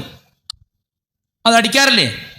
ഇല്ല, അതിൻ്റെ അടുത്ത് തന്നെ പ്രാണായാമത്തിൻ്റെ ഒരു കോഴ്സുണ്ട് ഓപ്പോസിറ്റ്, സുദർശന ക്രിയൊക്കെ. എന്നിട്ട് വലിച്ചു കയറ്റിയാൽ തല മുഴുവൻ കുഴിമന്തി. അങ്ങനെയുണ്ട്. റോഡിന്റെ ഇരുവശവും ശ്മശാനങ്ങൾ, ഹോട്ടൽ എന്ന പേരിൽ ശ്മശാനങ്ങളാണ്. മാംസം കഴിക്കുന്നതിന് ഞാൻ എതിരല്ല, ഞാൻ കഴിക്കാറില്ലെന്ന് മാത്രമേ ഉള്ളൂ. പക്ഷെ ഇങ്ങനെ പൊരിച്ച് കരിക്കണോ? ഒരാളുടെയും എല്ലാവരുടെയും നാസാരന്ധ്രങ്ങളെ കരിക്കണോ? എൻ്റെ തലച്ചോറിൽ വായിച്ച 3-4 പുസ്തകം കത്തിപ്പോയി ഈ മണം ഉള്ളിൽ കയറിയിട്ട്. ടോൾസ്റ്റോയുടെ പുസ്തകമൊക്കെ വായിച്ചു, ഓർക്കുന്നില്ല. അതിന് എന്താ കാരണം എന്ന് മനസ്സിലായി. കോഴിക്കോട് ആര്യവൈദ്യശാലയുടെ ഓപ്പോസിറ്റ് സാധനം ഉണ്ടായില്ല. അപ്പോൾ ആര്യവൈദ്യശാലയിൽ പോകുമ്പോൾ ഇത് മണക്കും ഞാൻ. നിങ്ങൾ എന്തെല്ലാം ഫയൽ കത്തിപ്പോയിണ്ടാവും, ആലോചിച്ച് നോക്കൂ. അപ്പം ഇത് ഈ മൃഗത്തെ ചുട്ടു തിന്നുന്നവനാണ് ആര്? ചണ്ടാളൻ. പിശിനമശ്നോതീതി പിശാച, മാംസം കഴിക്കുന്നവൻ പിശാച്. അങ്ങനെയാണ് അതിൻ്റെ വാക്കിൻ്റെ ഡെഫിനിഷൻ. വലിയ വിവാദ പ്രസ്താവന ഇതൊക്കെ. മാംസം കഴിക്കുന്നവൻ പിശാച്. അപ്പോൾ രാമായണത്തിൻ്റെ വ്യാഖ്യാനത്തിലുണ്ട്, തിലക വ്യാഖ്യാനത്തിലുണ്ട്, സീതാദേവി ഇരിക്കുമ്പോൾ ചുറ്റോട് ചുറ്റും നിന്നൊരു പിശാചിനികൾ നമ്മളെ നിയമസഭയിൽ കാണിച്ചു കൂട്ടിയില്ലേ, അതുപോലെ കുറേ എണ്ണം ഒച്ചയും വിളിയും മുടി പറിക്കലും പിന്നെ മാംസം തിന്നലൊക്കെ സീതാദേവിയെ വെറുപ്പിക്കാൻ വേണ്ടിയിട്ട്. ഈ സുമാർ അഴീക്കോടുള്ള ആൾക്കാർ മുഴുവൻ കള്ളത്തരം നമ്മളോട് പറഞ്ഞു. അഴീക്കോട് പറഞ്ഞു, ഞാൻ ഓർക്കുന്നത് രാമനായിരുന്നെങ്കിൽ ഇങ്ങനെ സീതയെ വെച്ചുകൊണ്ടിരിക്കുമായിരുന്നു, രാവണനായോണ്ട് അവിടെ വെച്ചിരുന്നു, അയാളൊക്കെ അന്നേരം പിടിച്ചിട്ട് അടിക്കണമായിരുന്നു, അയാൾ രാമായണം വായിച്ചിട്ടില്ല, നമ്മൾ മലയാളിക്ക് മനസ്സിലായില്ല. താളമൊത്ത് തെമ്മാടിത്തരം പറയാം. രാമായണത്തിൽ പറയുന്നത് രാവണന് ശാപമുണ്ട്, സ്ത്രീകളെ അന്യാവശ്യം തൊട്ടാൽ തല പൊട്ടിത്തെറിക്കും, അതുകൊണ്ട് തൊട്ടില്ല, അവളെ സമ്മതിക്കണം, അതുകൊണ്ട് അവിടെ വെച്ചോണ്ടിരുന്നത്. മാത്രമല്ല എല്ലാ ദിവസവും പിശാചിനികളെ, കേരള നിയമസഭയെ അവഹേളിക്കുന്ന പോലെയുള്ള അതുപോലത്തെ ആൾക്കാർ ബഹളം ഒച്ചയും കമ്പ്യൂട്ടർ പിടിച്ച് വലിക്കുകയും ഒരുത്തിന് മേൽക്കൂടെ മറ്റും ചാടിയും സ്ത്രീകളെ ഇടയ്ക്ക് പിടിക്കുകയും കമ്പ്യൂട്ടർ കസേര മറിച്ചെടുക്കുക നമ്മൾ കണ്ടില്ലേ. നമ്മൾ കണ്ടൊക്കെ തെറ്റായിരുന്നുണ്ടോ, അത് മിഥ്യയായിരുന്നു, അങ്ങനെ നടന്നില്ല എന്നാ പറയണവർ. അങ്ങനെയൊന്നും ഉണ്ടായില്ല. നിങ്ങളെന്തോ എന്ത് കണ്ടിട്ടായി പറയണേ, എന്താ പറയണേ? അപ്പൊ അതിനേക്കാളും മോശപ്പെട്ടൊരവസ്ഥയിലാണ് സീതാദേവി ഇരുന്നിട്ട് ആ ദേവിയുടെ ചുറ്റും ഈ ദുഷ്ട സ്ത്രീകൾ മാംസം കടിച്ചതും രക്തം തെറിപ്പിച്ചും മുടി പിടിച്ചു വലിച്ചും അവർ പരസ്പരം കലഹിച്ചും, ഒറ്റ ചെവിയുള്ളവൾ ഒറ്റ കണ്ണുള്ളവൾ പറയണ്ട, അങ്ങനെയുള്ള ക്രൂര സ്ത്രീകളെ ചുറ്റും നിർത്തിയിട്ട് എപ്പോഴും മെന്റൽ ടോർച്ചർ ചെയ്തു സീത. എന്തിന്? രാവണന് വഴങ്ങി കൊടുക്കാൻ വേണ്ടിയിട്ട്. ഗതികെട്ടിട്ടെങ്കിലും എന്നെ രക്ഷിക്കണേന്ന് പറഞ്ഞാൽ അതിന് വേണ്ടിയിട്ട്. ഇത്രയും ക്രൂരത ചെയ്ത രാവണൻ മാന്യനാണെന്ന് എഴുതുന്നതിൻ്റെ കൈ വെട്ടണം ശരിക്കും. കാരണം ഇത് വായിച്ചിട്ടല്ല പറയും, ഈ ടെക്സ്റ്റിനെ അപമാനിക്കാൻ വേണ്ടി എഴുതുകയാണ് മനഃപൂർവ്വം. ഹിന്ദുക്കൾ ബഹുഭൂരിപക്ഷം പേർക്ക് ഒരു ഗുണമുണ്ട്, എന്താ അറിയോ? എന്താ അത്? 2 കാര്യം ചെയ്യില്ല ഹിന്ദുക്കൾ. 2 ഗുണം ഞാൻ ഹിന്ദുക്കൾ കണ്ടിട്ടുണ്ട്. എന്താ അറിയോ? 1, അറിയാതെ പോലും പുസ്തകം വായിക്കില്ല. 2, ഊണ് കഴിച്ച കൈ കൊണ്ട് കാക്കയെ പോലും തെളിക്കില്ല, ആർക്കും ഒരു പറ്റു കൊടുക്കില്ല. ഇത് കുഴപ്പമുണ്ട്. സ്വാമി ഞങ്ങൾ കേട്ടിരിക്കുന്നവരൊക്കെ ഹിന്ദുക്കളല്ല, നിങ്ങളോടല്ലെന്നേ. നിങ്ങൾ അങ്ങനെ ആരെങ്കിലും ഉണ്ടെങ്കിൽ അവർക്കോട് കൂടിയാണ് പറയുന്നത്. പുസ്തകം വായിക്കണം. നമ്മുടെ പ്രമാണ ഗ്രന്ഥം രാമായണം കേട്ടാൽ പോരാ, ഈ ഒറിജിനൽ ടെക്സ്റ്റ് എടുത്ത് വായിക്കണം. വാൽമീകി രാമായണം അവൈലബിൾ ആണ്, സംസ്കൃത ദേവനാഗരി ഭാഷയിലുള്ളത് വായിക്കണം. അതിലെവിടെയെങ്കിലും രാവണൻ സീതയെ പൊന്നുപോലെ നോക്കിയിട്ടുണ്ടോ? ഇല്ല. ആദി കവി സങ്കല്പിച്ചിട്ട് പോലും ഈ ദുഷ്ടൻ എല്ലാ ദിവസവും ദുഷ്ട സ്ത്രീകളെ കൊണ്ടും ദുഷ്ടപുരുഷന്മാരെ കൊണ്ടും രാക്ഷസന്മാരെ കൊണ്ടും മെന്റൽ ടോർച്ചർ കൊടുത്തു സീതയ്ക്ക്. എന്തിനു വേണ്ടിയിട്ട്? രാവണന്റെ പട്ടമഹിഷിയാവാൻ വേണ്ടിയിട്ട്. മാത്രമല്ല രാവിലെ അവൻ ഭോഗലാലസനായിട്ട് വരും, കുറിക്കൂട്ടു മാഞ്ഞ മുഖവുമായിട്ട് വരും. വാൽമീകി എഴുതിയേട്ടോ. എൻ്റെ അവൻ പറയും സീതയോട്, ആ മനുഷ്യനായ കേവലം മനുഷ്യനായ നിന്റെ ഭർത്താവ് ഇവിടേക്കൊന്നും കടക്കാവില്ല, ലങ്കയുടെ കോട്ട കടക്കാൻ പോകുന്നില്ല, നീ വെറുതെ വിചാരിക്കുകയാണ്. ആ മനുഷ്യന് വേണ്ടി ജീവിതം തുലയ്ക്കേണ്ട. ഇന്ദ്രൻ പോലും പേടിക്കുന്ന ലോകൈക വീരനായ എന്നെ കല്യാണം കഴിച്ചാൽ ഈ ലോകത്തെ ഏറ്റവും നല്ല സ്വത്തും സമ്പത്തും നിനക്ക് സ്വന്തമാവും. അതുകൊണ്ട് മര്യാദയ്ക്ക് ഞാൻ പറഞ്ഞതനുസരിക്കാം. ഇല്ലെങ്കിൽ അടുത്തെന്താ? ഇല്ലെങ്കിൽ വളരെ താമസിയാതെ രാവിലത്തെ കറി നിന്റെ ആയിരിക്കുന്നു. എന്ന് വെച്ചാൽ നിന്നെ അറുത്തിട്ട്, രാവണൻ പറഞ്ഞ വാക്കാണ്, നിന്നെ അറുത്ത് ഞാൻ കറി വെക്കുന്നാ പറഞ്ഞത്. സുകുമാർ അഴീക്കോട് വായിച്ചിട്ടാണോ വായിക്കാഞ്ഞിട്ടാണോ അറിയില്ല. ഇതാണ് പണ്ഡിതന്മാർ ചെയ്യുന്ന തെമ്മാടിത്തരം. ഹിന്ദുക്കളോട് ചെയ്യുന്ന ഏറ്റവും വലിയ തെറ്റിതാണ്. രാവണനെ പോലും മഹത്വവൽക്കരിച്ച് രാമൻ എന്തോ ദുഷ്ടനാണെന്ന് കാണിക്കാൻ വേണ്ടിയിട്ട് കുറേ പണ്ഡിതന്മാർ ഇറങ്ങിയിട്ടുണ്ട്. ഞാൻ പരസ്യമായിട്ട് വെല്ലുവിളിച്ചു ശ്യാംകുമാറിനെ, അയാൾ പൊടി പോലുമില്ല കണ്ടുപിടിക്കാൻ. നിങ്ങൾ ഒരുപക്ഷെ ടി വിയിൽ കേട്ടിരിക്കുന്നത്, ആ ജനൻ ടി വിയുടെ ചർച്ചയിൽ. ജനൻ ടി വി കാണുന്നവർ കുറവാവൂലേ? എല്ലാവരും ഏഷ്യാനെറ്റിലാണല്ലോ, നമ്മുടെ ചാനലാണ്. പക്ഷെ അതിൽ ചന്ദനമഴയും കുങ്കുമമഴയൊന്നും ഇല്ല, അതുകൊണ്ട് അത് കാണില്ലായിരുന്നു. ശരി, അപ്പോൾ ഞാൻ പറഞ്ഞതിനർത്ഥം, എന്നെ ഒന്ന് ഏഷ്യാനെറ്റ് വിളിക്കില്ല കേട്ടോ, ഈ നാവിൻ്റെ കാര്യം വിളിക്കില്ല. ഏഷ്യാനെറ്റ് വിളിക്കില്ല, പണ്ട് മനോരമ മാതൃഭൂമിക്ക് വിളിച്ചിരുന്നു, ഇപ്പോൾ ഏഷ്യാനെറ്റ് വിളിക്കില്ല, മാതൃഭൂമി വിളിക്കില്ല, റിപ്പോർട്ടർ വിളിക്കില്ല, 24 ഇടയ്ക്ക് വിളിച്ചിരുന്നു ഒരു ചർച്ചയ്ക്ക് സന്ദീപാനന്ദഗിരിയായിട്ട്. ഞാൻ അന്ന് പോകാൻ പറ്റില്ല, ടിക്കറ്റ് കിട്ടിയില്ല, എനിക്ക് വരാൻ ടിക്കറ്റ് കിട്ടിയില്ല. അതിനിപ്പോൾ വേറൊരാൾ പോയി. അങ്ങനെ ഉണ്ട്. 24 ഇടയ്ക്ക് വിളിക്കും, വേറെ ആരും വിളിക്കാറില്ല ഇപ്പോൾ. 24 വിളിക്കും, നമ്മളെ അറക്കാൻ പറ്റിച്ചിട്ടാണേ. അവിടെ എന്താ ജനകീയ കോടതി എന്തോ സംഭവമുണ്ട്, അതിൽ വിളിക്കും. ഏതായാലും പറഞ്ഞതിനർത്ഥം ഇത്ര ദുഷ്ടനായ ഇവനെ എങ്ങനെ കൊല്ലാം എന്നുള്ള ചിന്തയിലാണ് ഈ വാനരപ്പട പോയത്. ഇതിലെ മഹത്വം എന്താ വെച്ചാൽ ഇവിടെ പിശാചുക്കളായിട്ടുള്ള ആളുകളാണ് ഇവരെ ചുറ്റും നിൽക്കുന്നത്. ഞാൻ നേരത്തെ അർത്ഥം പറഞ്ഞു, എന്താ പിശിനം അശ്നോതീതി പിശാച, മാംസം ഭക്ഷിക്കുന്നവനെ പിശാചായിട്ടാണ് കണ്ടിരുന്നത്, ചുട്ടു തിന്നുന്നവനെ ചണ്ടാളിനായിട്ടാണ് കണ്ടത്. എന്നാലും അവനിലും ആത്മസ്വരൂപത്തെ ധരിച്ചിക്കണം എന്നാണ് ഗീത പറയുന്നത്. ശുനീചൈവ, നായയിലും, സ്വപാകേജ, നായയെ ചുട്ടു തിന്നുന്ന ചണ്ടാളം അന്നുണ്ടായിട്ടുണ്ട് ഈ ഷവർമ്മക്കാർ. അവരെ പോലും നമ്മൾ ആരൊരുവൻ അവനവൻ്റെ ആത്മാവിനെ തന്നെ ദർശിക്കുന്നുവോ അവനാണ് പണ്ഡിതൻ. പണ്ഡിതൻ എന്ന് പറഞ്ഞാൽ ഈ രാമായണം വളച്ചൊഴിച്ച് കള്ളത്തരം പറയുന്നവനല്ല. ആരാണ് പണ്ഡിതൻ? എല്ലാറ്റിലും ആത്മസ്വരൂപത്തെ തന്നെ ദർശിക്കുന്ന പ്രാക്ടിക്കൽ യോഗിയാണ് പണ്ഡിതൻ. എന്താ പറഞ്ഞത്? വിദ്യാവിനയ സമ്പന്നേ ബ്രാഹ്മണേ ഗവിഹസ്തിനി ശുനീജൈവ സ്വപാകേജ പണ്ഡിത സമദർശിന. പണ്ഡിതന്മാരെന്ന് പറഞ്ഞാൽ ആരാണ്? സമദർശിത്വമുള്ളവരാണ്. രാമന് സമദർശിത്വത്തിൽ കൂടിപ്പോയി. സീതാദേവി പറഞ്ഞു, ആ മാനിനെ കൂടെ പിടിച്ചെന്നൂടെ, എന്ത് ഭംഗിയാനെ കാണാൻ. സീതാദേവിയുടെ കുട്ടിത്തം, രാമന്റെ വിഡ്ഢിത്തം, അത് പറയാണ്ടിരിക്കാൻ വയ്യ. ഭാര്യയോട് എല്ലാവരും, ഏത് വില്ലാളി വീരനും ഏത് DGPയും ഭാര്യ എന്ന് പറഞ്ഞാൽ ഒന്നും വഴങ്ങും. അത് മായ. മായയ്ക്ക് അധീശൻ മഹേശൻ ശിവൻ മാത്രമേ ഉള്ളൂ. ബാക്കി എല്ലാവരും മാനവരോ ദാനവരോ ആരും ആയിക്കോട്ടെ, ഭാര്യ പറഞ്ഞാൽ ഒന്ന് കേൾക്കും. കാരണം ഇതിന് പല കാര്യങ്ങളുണ്ട്, എല്ലാം ഞാൻ ഇവിടെ പറയില്ല. പക്ഷേ ഭാര്യ എന്ന് പറയുമ്പോൾ നമുക്കൊരു എതിർത്ത് പറയാൻ പ്രയാസമുണ്ടെന്നാ പറയാം. നല്ല ഭർത്താക്കന്മാർക്ക് ഒരു സ്നേഹം വരും. ഇപ്പോൾ കുട്ടിയാണ് ആര്? സീതാദേവി. കുട്ടിത്തം വിട്ടിട്ടില്ല. മറ്റേ പരിപാടി പോലെയല്ല കേട്ടോ, മറ്റേ 6 വയസ്സുള്ള കുട്ടിയൊക്കെ അതല്ലത്. കുട്ടിത്തം വിട്ടില്ല. മനസ്സ്, കുട്ടിയുടെ കുഞ്ഞിൻ്റെ മനസ്സാണ് ആർക്ക്? സീതാദേവിക്ക് നല്ല all that glitters is not gold എന്ന് പറഞ്ഞല്ലോ, മിന്നുന്നെല്ലാം പൊന്നല്ല. അതാണ് ഈ രാമായണത്തിൻ്റെ കഥ. അവിടെ ഒരു മാൻ നിൽക്കണു. അപ്പോൾ ഭൂതദയയിലും വിവേകം വേണം. നേരത്തെ തുടങ്ങിയത് കിളിയെ ഉപദ്രവിക്കരുതെന്ന് പറഞ്ഞിട്ടാണ്. ഇവിടെ ഒരു മാനിനെ കണ്ട് അത് മാനല്ല എന്നറിയാനുള്ള വിവരം വേണം. അത് ചിലപ്പോൾ റഹ്മാനാവും, സുലൈമാനാവും, പറയാൻ പറ്റില്ല. നല്ല നല്ല വസ്ത്രമൊക്കെ ഇട്ട് നല്ല സ്പ്രേ ഒക്കെ അടിച്ച് നല്ല ഈ കിടന്നു പോകുന്ന ബൈക്കുണ്ട് ഇപ്പോൾ, അങ്ങനെ കിടക്കാം, പഞ്ചാംഗ നമസ്കാരം മുന്നോട്ട്, അതിലൊക്കെ വന്നിട്ട് 2 ഹോൺ അടിക്കുമ്പോഴേക്ക് ഹായ് മാൻ എന്ന് പറയുമ്പോൾ വളരെ റഹ്മാനാവും. ജീവിതം നശിച്ചു പോവും. അങ്ങനെ ഉണ്ടായിട്ട് കുറേ കുട്ടികളല്ലേ, ലവ് ജിഹാദ്, അതായി പറയണത്. ഞാൻ പറഞ്ഞില്ല നേരത്തെ പറയാൻ പറ്റി. അതാണിത്. അത് നല്ല മനോഹരമായിട്ടിരിക്കും. നമ്മുടെ ഹിന്ദുക്കളെ പോലെ വേർപ്പ് നാറുന്ന ആൾക്കാരൊന്നും അല്ല അവർ. ഗൾഫിൽ നിന്ന് ഇഷ്ടം പോലെ പൈസ, നല്ല മസിലൊക്കെ ഉരുട്ടിയെടുത്ത് സൽമാൻ ഖാൻ്റെ വേത്ത ആൾക്കാരാണ്. ഇതേപോലൊക്കെ ഇത്രയും താടിയും വെച്ച് അങ്ങനെയൊന്നുമില്ല. അപ്പോൾ അവർ ആകർഷകത്വം കൂട്ടുന്ന അവരെ ജോലി ഇതാണ്. നമ്മളെ പിള്ളേരോ ഒരു സംസ്കാരവും ഇല്ല, രാമായണം പഠിച്ചില്ല, എന്താണ് ഈ മാരീജൻ്റെ കഥ എന്ന് അറിയില്ല. അപ്പോൾ പിടിച്ചുകൊണ്ടിരാൻ പറഞ്ഞപ്പോൾ രാമൻ പറഞ്ഞു, ഇതെന്തോ അപകടമുണ്ട് സീത, ഇത് മിമിക്രിക്കാരനാണ്, ആദ്യത്തെ ഇത് മിമിക്രിയാണ്, വേണ്ട, ഈ പരിപാടി വേണ്ട.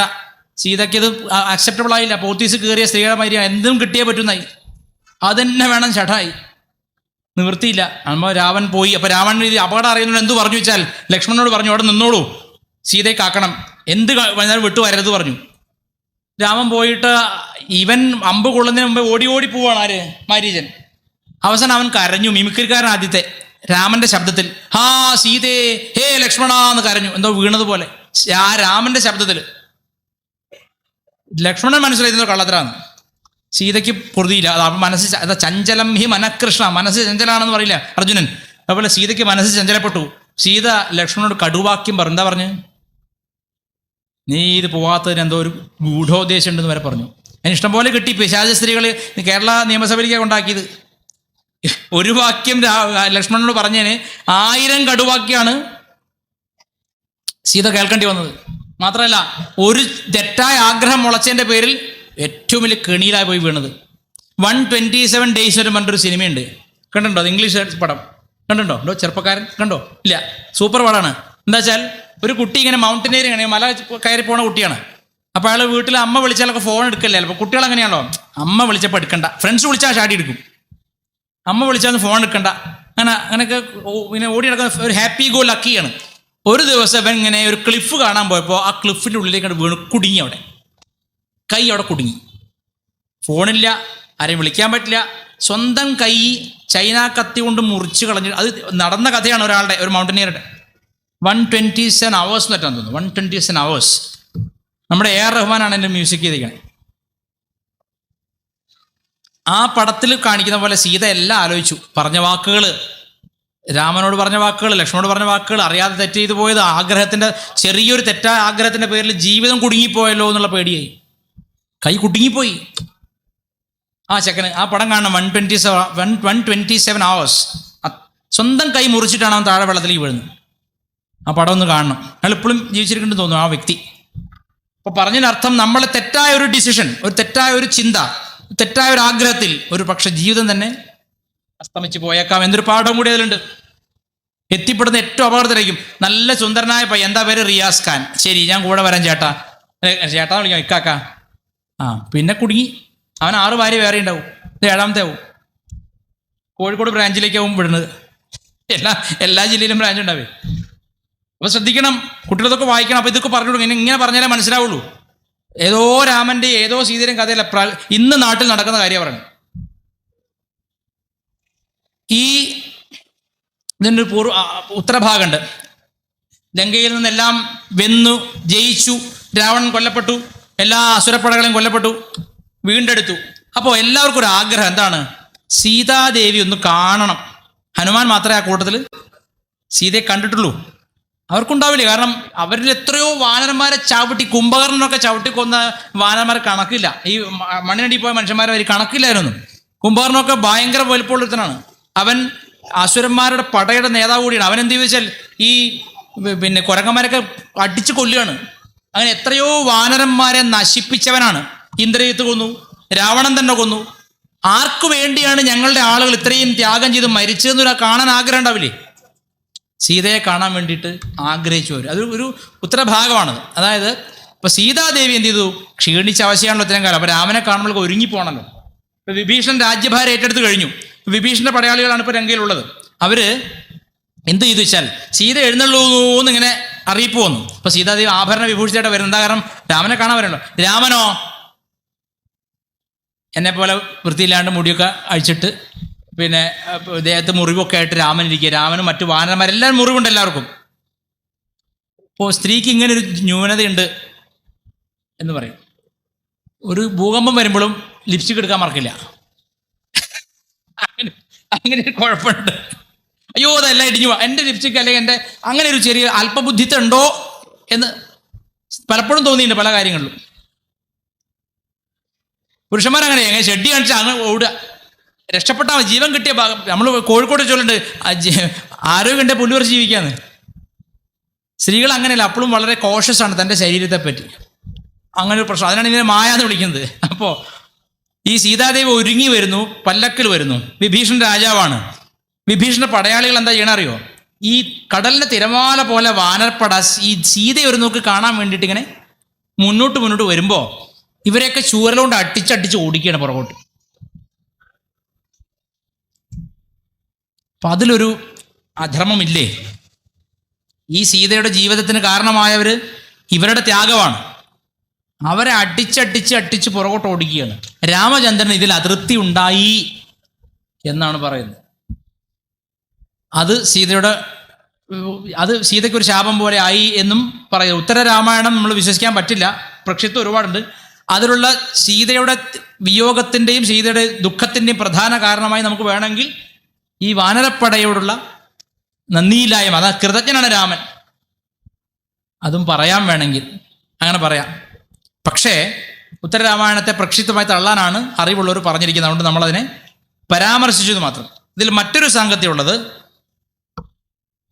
സീതാദേവി ഭൂമിയാണ്, രാമൻ ക്ഷത്രിയനാണ്, ഭൂമി ഭൂപാലനാണ്. ഒരു സ്ത്രീയെ തട്ടിക്കൊണ്ടു പോവുക, നമ്മുടെ കുടുംബത്തിൽ പെൺകുട്ടിയെ തട്ടിക്കൊണ്ടു പോവുക എന്ന് പറഞ്ഞാൽ അതിൻ്റെ അർത്ഥം നമ്മുടെ ഭൂമി നഷ്ടപ്പെടുക, നമ്മുടെ നിലനിൽപ്പില്ലാതാവുക, നമ്മുടെ സാമ്രാജ്യം ഇല്ലാതാവുക എന്നർത്ഥം. ഒരു പെൺകുട്ടി പോലും രാക്ഷസന്മാരുടെ കയ്യിലേക്ക് അകപ്പെടാതെ നോക്കാനുള്ളൊരു ശക്തി നമ്മൾ നേടണം, നിർബന്ധമായിട്ടും നേടണം. ഒരു പെൺകുട്ടി പോലും എൻ്റെ സമുദായത്തിൽ നിന്ന്, എൻ്റെ കുടുംബത്തിൽ നിന്ന് രാക്ഷസീയ കരങ്ങളിലേക്ക് പോവരുത് എന്നൊരു പാഠം അതിലില്ലേ? ഭൂലക്ഷ്മിയാണ് സീതാദേവി. ആ ഭൂമിദേവിയെ രാമന്റെ സാമ്രാജ്യം രാവണൻ തട്ടിക്കൊണ്ടുപോലെയാണ് യുദ്ധം നടന്നത്. കേവലം ഒരു പെണ്ണിന് വേണ്ടിയുള്ള യുദ്ധമല്ല അത്.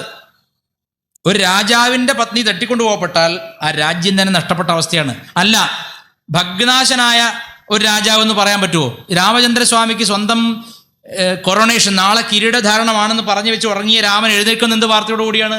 തനിക്കല്ല, ഭരതനാണെന്ന് പറഞ്ഞിട്ടാണ്. നിരാശ അപ്പോഴും തോന്നിയില്ല. എപ്പോഴാണ് നിരാശ തോന്നിയത്? പത്നി നഷ്ടപ്പെട്ടപ്പോഴാണ്. രാജ്യത്തെക്കാൾ പത്നിയെ സ്നേഹിക്കണമെന്നൊരു പാഠം കൂടി അതിലുണ്ട്. രാജ്യം പോയത് സഹിച്ചു രാമൻ, ഒരു കുഴപ്പമില്ല. സീത കൂടെ വന്നപ്പോൾ സന്തോഷമുണ്ട്. രാജ്യം പോയാൽ ദുഃഖമില്ല. സീത പോയപ്പോൾ രാമന് കണ്ണ് കലങ്ങിപ്പോയി, ഒന്നും കാണാൻ വയ്യാതായി. എന്തുകൊണ്ടാണ്? അതുപോലെ പ്രേമം എനിക്ക് തോന്നുന്നു രാധാകൃഷ്ണ പ്രേമം എന്ന് പറഞ്ഞ കഥയിലൊന്നും ഇല്ല. അത്രയൊന്നും പ്രേമം, അത് സൗകര്യമുള്ള പ്രേമമാണ്. ഇത് കാട്ടിലാണ്, ദുഃഖത്തിലാണ്, അപ്പോഴും പ്രേമമാണ്. ശിവശക്തികളുടെ പുനരവതാരമാണോ എന്ന് തോന്നിപ്പോവും ശരിക്ക് രാമനും സീതയും. അപ്പം സീതാദേവിയെ രാമൻ ഉപേക്ഷിച്ചു, രാമൻ ദുഷ്ടനാണെന്ന് പറയുന്നവർ വിഡ്ഢിത്താണ് പറയണത്. സ്വന്തം സാമ്രാജ്യം നഷ്ടപ്പെട്ടിട്ടും കണ്ണ് കലങ്ങാത്ത, നെഞ്ച് ഇളകാത്ത രാമന് യുദ്ധം ചെയ്തും എൻ്റെ ജീവൻ പോയിക്കോട്ടെ, രാമൻ കൊന്നോട്ടെ, സീത ഞാൻ വീണ്ടെടുത്തിട്ടേ മരിക്കുള്ളൂ എന്ന് പറഞ്ഞു. അപ്പം സീതയോട് ഇതുപോലെ പ്രേമം ഉണ്ടായിരുന്ന മറ്റൊരു, ഈ എഴുത്തുകാർക്കും പണ്ഡിതന്മാർക്കും ഒന്നുമല്ല, രാമന് തന്നെയാണ് സീതയോട് ഇഷ്ടം, ഒരു സംശയം വേണ്ട. അതുകൊണ്ട് ഈ രാമകഥ പ്രായോഗികമായി നമ്മുടെ ജീവിതത്തിൽ ഭൂതദയയിൽ തുടങ്ങി പത്നിയോടുള്ള അദമ്യമായ പ്രേമത്തിൽ ഒടുങ്ങേണ്ടതാണ്. സ്വന്തക്കാരെ തീരുമാനിക്കുന്നത് ബുദ്ധിയായിരിക്കരുത്, ഹൃദയമായിരിക്കണം. ഏതോ കാട്ടിലൊരു ആനയെ സ്വന്തം കാട്ടിൽ അതിൻ്റെ വ്യവസ്ഥയിൽ നിന്ന് അടിച്ചോടിക്കുമ്പോൾ നമുക്ക് നെഞ്ചു നോവുന്നില്ലെങ്കിൽ രാമായണം എത്ര കാലം വായിച്ചിട്ട് ഒരു കാര്യമില്ല. കുടം കമത്തി വെച്ച് മഴ പെയ്യുന്നവരുണ്ടാവും. ഏതോ കാട്ടിൽ ആനയെ കൊന്നു, പത്രത്തിലൊരു വാർത്ത. അങ്ങനെയല്ല. നമ്മുടെ പ്രകൃതിയിലെ സഹിൻ്റെ മകൻ വായിച്ചാൽ അറിയാം. സഹിൻ്റെ മകൻ എന്ന കവിത. നമ്മുടെ പ്രകൃതിയുടെ അവിഭാജ്യ ഘടകമായി എന്തിനേയും നശിപ്പിക്കാൻ തുനിഞ്ഞാൽ പ്രകൃതി 100 ഇരട്ടിയായിട്ട് നമുക്ക് തിരിച്ചടി തരും. അതുകൊണ്ട് മനുഷ്യരാശിയുടെ ബാല്യദശ പിന്നിട്ട് യൗവനദശയിലേക്ക് കടക്കുന്നേ ഉള്ളൂ കാലക്രമത്തിൽ. ഇതിനകം തന്നെ നമ്മൾ പ്രകൃതിയുടെ 48% റിസോഴ്സും നശിപ്പിച്ച് കഴിഞ്ഞു. ഇനി എത്ര കാലം ഭൂമിയിൽ ഇങ്ങനെ സൗകര്യമായിട്ട് ജീവിക്കാൻ പറ്റുന്ന ആർക്കും അറിയില്ല. അതുകൊണ്ട് ഇനിയെങ്കിലും ഭൂതദയയുടെ, കുടുംബ വ്യവസ്ഥയുടെ, ധർമ്മവ്യവസ്ഥയുടെ മാർഗത്തിലേക്ക് നമ്മൾ തിരിഞ്ഞില്ലെങ്കിൽ പ്രകൃതി നമ്മളെ ഇതിലധികം ഉപദ്രവിക്കും. ഇപ്പം രാമായണം എന്ന് പറയുന്നത് ഒരേ സമയം ഭൂതദയയുടെയും ധർമ്മ സംസ്ഥാപനത്തിൻ്റെയും കാവ്യമാണ്. അതിൽ വിശേഷിച്ച് പറയേണ്ട ഒരു കാര്യം, ശ്രീരാമചന്ദ്രസ്വാമിയെ ധർമ്മമൂർത്തിയാണെന്ന് വിശേഷിപ്പിക്കുന്നത് സീതയല്ല, ലക്ഷ്മണനല്ല, ഭരതനല്ല, ശത്രുഘ്നനല്ല, ഹനുമാനല്ല, മാരീചനാണ്.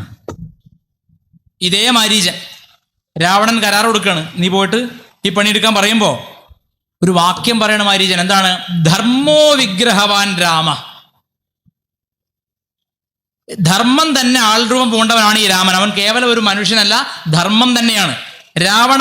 രാവണന്റെ ഇംഗിതത്തിന് വിളങ്ങിയിട്ട് സീതാദേവിയെ തട്ടിക്കൊണ്ടുവന്നാൽ, രാമനെ ഞാൻ ഉപദ്രവിച്ചാൽ ഞാൻ ധർമ്മത്തെ മുഴുവൻ നശിപ്പിച്ചതിന് തുല്യമാവും. അതിൻ്റെ പ്രതിക്രിയ നമുക്ക് താങ്ങാനാവില്ല രാവണ എന്ന് പറഞ്ഞു.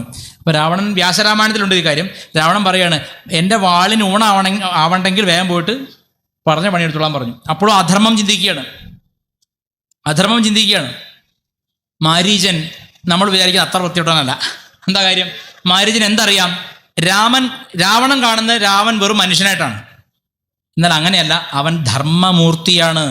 ധർമ്മമൂർത്തിയായ ഒരു മനുഷ്യന് ക്ലേശം കൊണ്ടുവന്നാൽ ഭൂമി മുഴുവൻ നിനക്കെതിരാവും രാവണ, നിന്റെ സാമ്രാജ്യം നഷ്ടപ്പെടും എന്ന് ആദ്യമേ ആര് പറഞ്ഞു? വിഭീഷണൻ പറയുന്നതിന് മുമ്പേ മാരീചൻ പറഞ്ഞു കഴിഞ്ഞിട്ടുണ്ട്.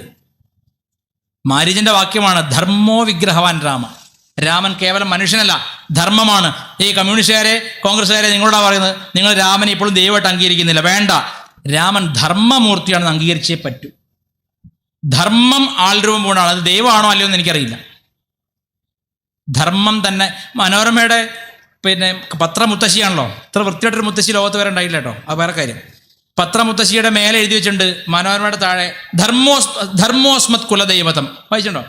ഞങ്ങളുടെ കുലദേവത ധർമ്മമാണ്. അപ്പോൾ മനോരമക്കാര രാമായണത്തെ പറ്റി ഓരോന്ന് പിടിപ്പിക്കുമ്പോൾ നിങ്ങൾ എഴുതിയിരിക്കുന്ന രാമനെ പറ്റി തന്നെ നിങ്ങളുടെ ആപ്തവാക്യം എന്താ? ധർമ്മോസ്മത് ഞങ്ങളുടെ കുലദൈവം ധർമ്മമാണ്. ധർമ്മത്തിന് ഒറ്റ അർത്ഥമേ ഉള്ളൂ അന്നും എന്നും, രാമൻ ചെയ്തതെന്തോ അതാണ് ധർമ്മം. അപ്പോൾ ധർമ്മം കുലദേവതയാണെങ്കിൽ രാമൻ നമ്മുടെയൊക്കെ കുലദേവത ആയിരിക്കണം.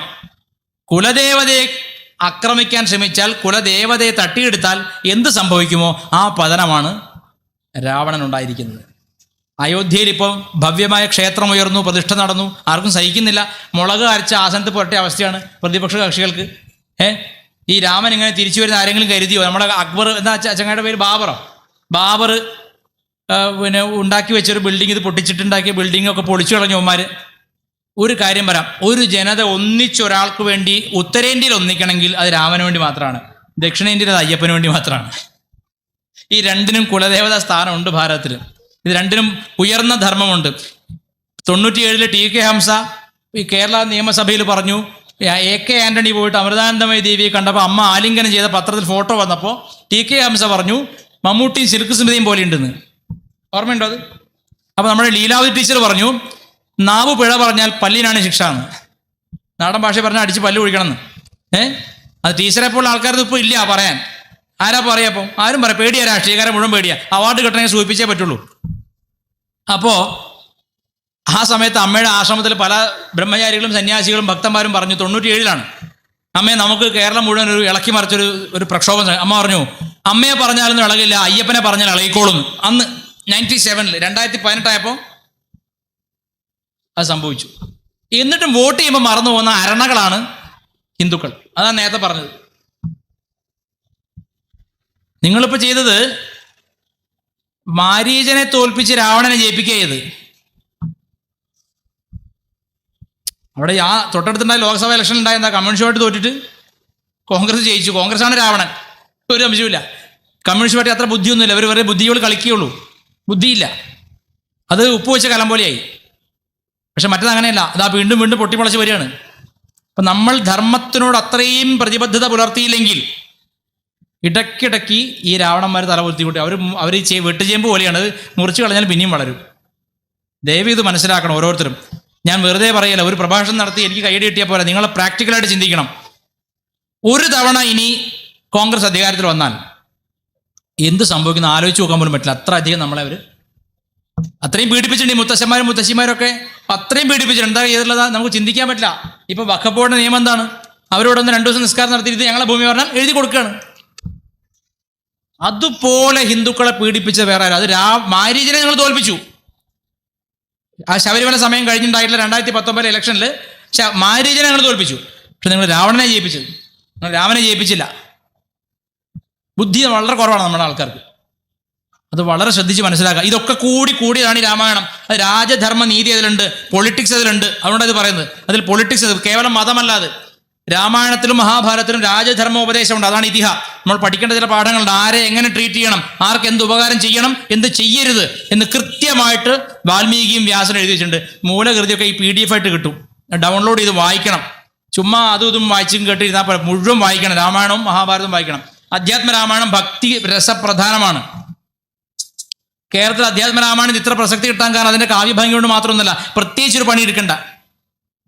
വാൽമീകി രാമായണം വായിക്കുമ്പോൾ ഒരുപാട് ധർമ്മ ചിന്തകൾ ഉള്ളിൽ വരും. അത് വരാൻ വേണ്ടിയാണ് വാൽമീകി രാമായണം തന്നെ വായിക്കണം എന്ന് പറയുന്നത്. അധ്യാത്മ രാമായണം വായിച്ചോളൂ, അത് കാവ്യം എന്ന നിലയ്ക്ക് മികച്ചതാണ്, ഭക്തി കാവ്യമാണ്. പക്ഷേ വാൽമീകി എഴുതിയ രാമനും വാൽമീകിയുടെ സീതയും നമ്മൾ വിചാരിക്കുന്ന ആൾക്കാരല്ല. ധർമ്മമൂർത്തികളാണ്, അധർമ്മമൂർത്തികളെ നശിപ്പിക്കുന്ന മൂർത്തികളും കൂടിയാണ്. അതിൽ പൊളിറ്റിക്സ് ഉണ്ട്, രാജധർമ്മമുണ്ട്, ഡിപ്ലോമസി ഉണ്ട്, ശക്തി പ്രകടനമുണ്ട്, എല്ലാം ഉണ്ട്. മനുഷ്യൻ്റെ വികാരങ്ങളുണ്ട്, വിചാരങ്ങളുണ്ട്. അതുകൊണ്ട് ദയവ് ചെയ്ത് വാൽമീകി രാമായണം വായിക്കാതിരിക്കരുത്. അത് മലയാളത്തിലും തമിഴിലും തെലുങ്കിലും ഒക്കെ ഇപ്പോൾ അവൈലബിൾ ആണ്, PDF ആയിട്ട് കിട്ടും. എടുത്ത് വായിക്കണം, മക്കൾക്ക് പറഞ്ഞു കൊടുക്കണം. ഓരോ കഥയിലും ഇന്നത്തെ സാഹചര്യത്തിൽ എങ്ങനെ കണക്ട് ചെയ്യുന്നത് പഠിക്കണം. ഇതുപോലെ അനശ്വരമായ ഒരു കാവ്യം ഇല്ല. താനൊന്നും ആവണ്ടെന്ന് കരുതി തപസ്സിന് പോയ ആള് എല്ലാമായി തീർന്ന കഥയാണ് രാമായണം. രാമായണം അനശ്വരമാണ്. ഞാനും നിങ്ങളൊക്കെ മരിച്ചു പോയാലും ഇതിങ്ങനെ തുടർന്നുകൊണ്ടേയിരിക്കും എന്ന കാര്യത്തിൽ ഉറപ്പുള്ളത് കൊണ്ട് തന്നെ ഞാൻ ഇന്നും എന്നും സനാതന ഹിന്ദുവാണ്. നിങ്ങളോ ആയിരിക്കണം. ഇത്ര മാത്രം പറഞ്ഞുകൊണ്ട് നിർത്തട്ടെ. ഹര നമഃ പാർവതീപതയേ. ഹര ഹര മഹാദേവ. സർവത്ര ഗോവിന്ദനാമ സങ്കീർത്തനം. ഗോവിന്ദ ഗോവിന്ദ. ജയ ജാനകീകാന്ത സ്മരണം. ജയ ജയ രാമ രാമ. സദ്ഗുരുസ്വാമിനഃ ജയ്.